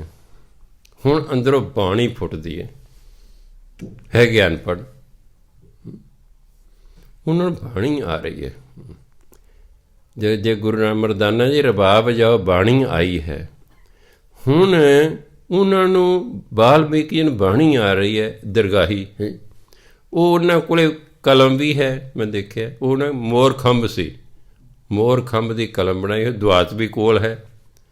ਉਦੋਂ ਭੋਜ ਪੱਤਰ ਹੁੰਦੇ, ਅੱਜ ਦੇ ਕਾਗਜ਼ ਨਹੀਂ ਸਨ ਹੁੰਦੇ। ਦਰਖਤ ਇੱਕ ਭੋਜ, ਉਹਦੇ ਪੱਤੇ ਸਫੇ ਉੱਤੇ ਲਿਖਦੇ, ਉਹ ਬਹੁਤ ਮਜ਼ਬੂਤ ਪੱਤਾ ਹੁੰਦਾ ਸੀ। ਉਹ ਵੀ ਸਾਹਮਣੇ ਪਿਆ। ਉਹ ਐਂ ਕਰ ਰਹੇ ਨੇ। ਮੈਂ ਦੇਖੋ, ਹਾਲ ਭਾਵੇਂ ਮੈਂ ਉਦੋਂ ਛੋਟਾ ਹੀ ਸੀ, ਮੈਂ ਦੇਖੋ ਇਹਨਾਂ ਨੂੰ ਇਹ ਔੜ ਰਿਹਾ, ਇਹ ਲਿਖਣਾ ਚਾਹੁੰਦੇ ਨੇ ਪਰ ਲਿਖਣਾ ਨਹੀਂ ਆ ਰਿਹਾ, ਅਨਪੜ੍ਹ ਨੇ। ਬਸ ਕੁਝ ਸਮੇਂ ਬਾਅਦ ਐਂ ਕਰਦੇ ਰਹੇ ਬਸ ਫਿਰ ਲਿਖਣਾ ਸ਼ੁਰੂ ਕਰਤਾ। ਜਦੋਂ ਬ੍ਰਹਮ ਗਿਆਨ ਹੁੰਦਾ ਨਾ, ਪੜ੍ਹਨਾ ਵੀ ਆ ਜਾਂਦਾ, ਲਿਖਣਾ ਵੀ ਆਉਂਦਾ, ਜ਼ੁਬਾਨਾਂ ਬੋਲਣੀਆਂ ਵੀ ਆ ਜਾਂਦੀਆਂ ਸਭ। ਅਨਪੜ੍ਹ ਬੰਦਿਆਂ ਨੇ ਬਾਣੀ ਲਿਖੀ ਹੋਈ ਜੀ, ਕਿਆ ਕਮਾਲ ਦੀ ਬਾਣੀ ਹੈ। ਕਰ ਰਹੇ ਨਾ ਅਸੀਂ ਅਰਥ। ਇਹ ਹੈ, ਇਹ ਬ੍ਰਹਮ ਗਿਆਨੀ ਸਨ। ਕਿਉਂ? ਇਹ ਨਾ ਫੁਰਦ ਹੈ। ਅਜੇ ਕਵੀ ਕਵਿਤਾਵਾਂ ਲਿਖਦੇ ਨੇ, ਮੈਂ ਦੇਖਿਆ ਫੁਰਦੀਆਂ ਨੇ ਇਹਨਾਂ ਨੂੰ। ਮੇਰਾ ਭਰਾ ਕਵੀ ਸੀ, ਉਹ ਆਪਣੇ ਕੋਲ ਇੱਕ ਟਾਰਚ ਰੱਖਦੇ, ਜਿਹਨੂੰ ਬੈਟਰੀ ਕਹਿੰਦੇ ਨੇ। ਟਾਰਚ ਰੱਖਦੇ ਸਨ, ਪੈਨ ਰੱਖਦੇ ਸਨ, ਕਾਪੀ ਰੱਖਦੇ ਸਰਾਣੇ। ਮੈਂ ਕਈ ਵਾਰੀ ਪਿਆ, ਉਹਨਾਂ ਨੇ ਰਾਤ ਨੂੰ ਉੱਠ ਪੈਣਾ, ਹੁਣ ਕਵਿਤਾ ਲਿਖਣੀ ਸ਼ੁਰੂ ਕਰ ਦੇਣੀ। ਕਵਿਤਾ ਲਿਖ ਕੇ ਬਸ ਆਪਣਾ ਫਿਰ ਸੌਂ ਜਾਣਾ, ਫਿਰ ਸੌਂ ਜਾਣਾ। ਫਿਰ ਜਦ ਮੈਂ ਬਾਣੀ ਪੜ੍ਹਨ ਲੱਗਿਆ, ਗੁਰੂ ਨਾਨਕ ਜੀਵਨ ਪੜ੍ਹਿਆ ਵੀ ਹਾਂ ਮਰਦਾਨੇ ਰਬਾਬ ਜਾਓ ਬਾਣੀ ਆਈ ਹੈ। ਹਾਂ, ਉਹਨਾਂ ਨੂੰ ਕਵਿਤਾ ਫੁਰਦੀ ਸੀ, ਇਸ ਲਈ ਹੁਣ ਫਟਾਫਟ ਲਿਖਣੀ ਸ਼ੁਰੂ ਕਰਤੀ। ਹਾਂਜੀ, ਬਸ ਲਿਖ ਕੇ ਆਪਣਾ ਫਿਰ ਲੇਟ ਜਾਣਾ।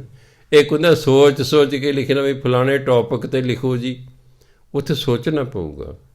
ਕਵੀਆਂ ਨੂੰ ਕਵਿਤਾ ਫੁਰਦੀ ਹੈ, ਗੁਰੂਆਂ ਨੂੰ ਬਾਣੀ ਫੁਰਦੀ ਹੈ, ਭਗਤਾਂ ਨੂੰ ਬਾਣੀ ਫੁਰਦੀ ਹੈ, ਬਸ ਉਹ ਲਿਖੀ ਜਾਂਦੇ ਨੇ। ਬਸ ਜਿਹੜੇ ਪਰਮਾਤਮਾ ਉਹਨਾਂ ਨੂੰ ਬਾਣੀ ਭੇਜ ਰਿਹਾ ਹੈ, ਉਹ ਲਿਖਣਾ ਪੜ੍ਹਨਾ ਸਭ ਕੁਝ ਸਿਖਾ ਦਿੰਦਾ ਹੈ।